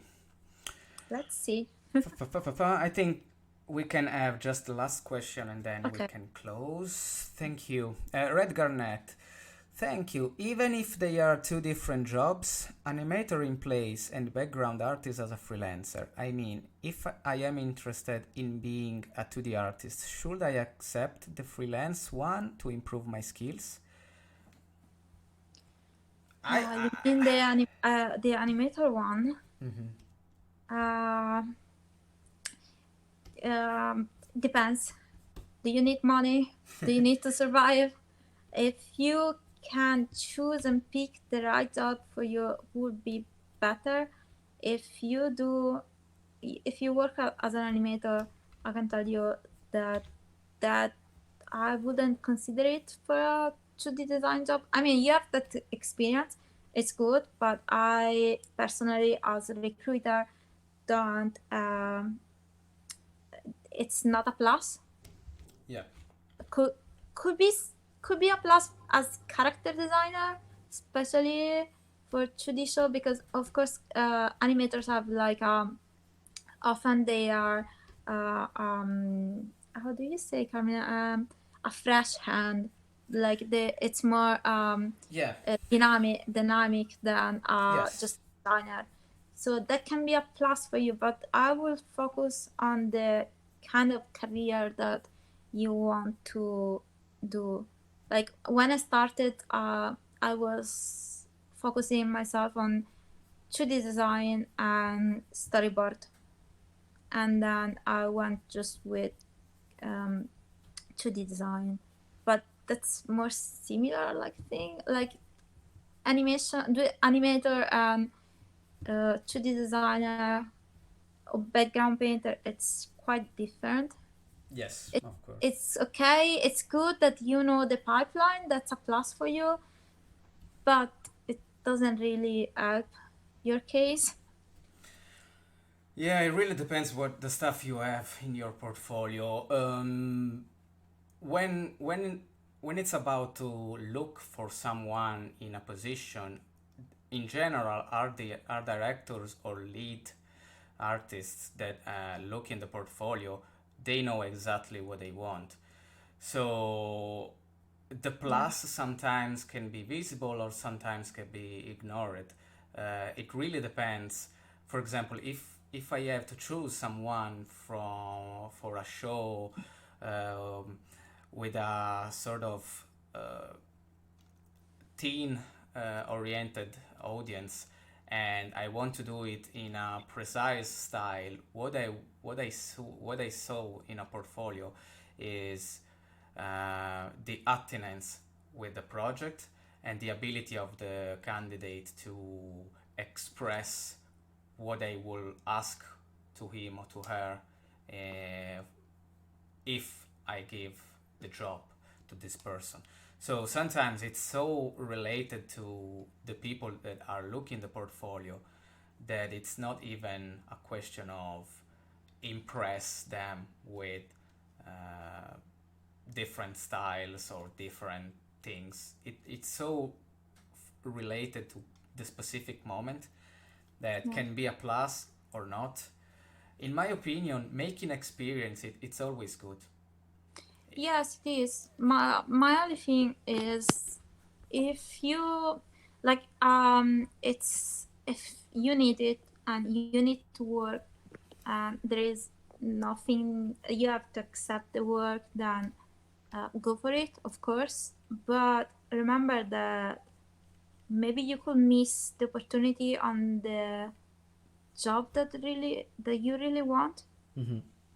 Like you got the animator job, and then 1 month later you see that the studio that you want is opening uh, the position that you are really interested in, and you're blocked on this other job. And this happens, it happens even when you're doing the job that you really want. So think of that. Think it's not necessity. This job will bring me where I want. Yes, no, will make me closer. Like a Mm-hmm. background artist make you closer to a 2D designer or a concept artist. It's a way to go there. The animator job, uh, not so much. Yeah, Contrary, if you want to be an animator, the the background artist job isn't maybe the best way. The cleanup artist could be easier. yes. It really depends what you want to be. And Yeah. taking jobs just for the sake of it could be a positive thing if you are doing the experience and then you jump on the others. But you have to have the mentality to do it. It's not always easy. For example, if you reach a job to say, okay, let's move on the next one. So it really depends. For example, I started doing video games because I like video games, but my dream was to become someone in the animation field. And I don't consider the video games experience like something that I regret because I also like them. But But for you're doing example, concept art for yes, yeah. yeah. But if I had, if I took the opportunity of doing video games just because okay, it's a job, so whatever, and then after 1 year I discovered that I don't like at all. It's difficult for me to go in animation. Mm-hmm. Uh, I mean, I was lucky, but it's not something can happen really often to switch career. So yeah, consider what you want to do really, and then invest the time, invest yourself in reach that first. So that's it, I mean, guys. it can Oh, happen okay. that you decide to do the production coordinator, production assistant, and that's just a way to get in the studio. And Yeah. when the other position opens, you go for it. That can happen. That's a way to do it too. Yeah. But it's a bit more difficult, maybe. Yeah. Can happen. Everything can happen. Yeah, The problem is that it's so depending the situation and the person that it's not like a good example uh, of doing stuff. It's can happen, cannot, and then the only person that have to deal with it, it's you. So yeah, yes. okay, I think we are done with this interview. That was a pleasure for me. I hope Me too. you guys enjoyed, and I will see you, Marvi, at work, and then I will see Yes. you guys in the next live. I think we will see it this afternoon, Carmen. Ah, I don't know. Yeah, probably. Yes or not, I don't know. Okay. Okay, guys. So see you next time. Bye bye. Bye.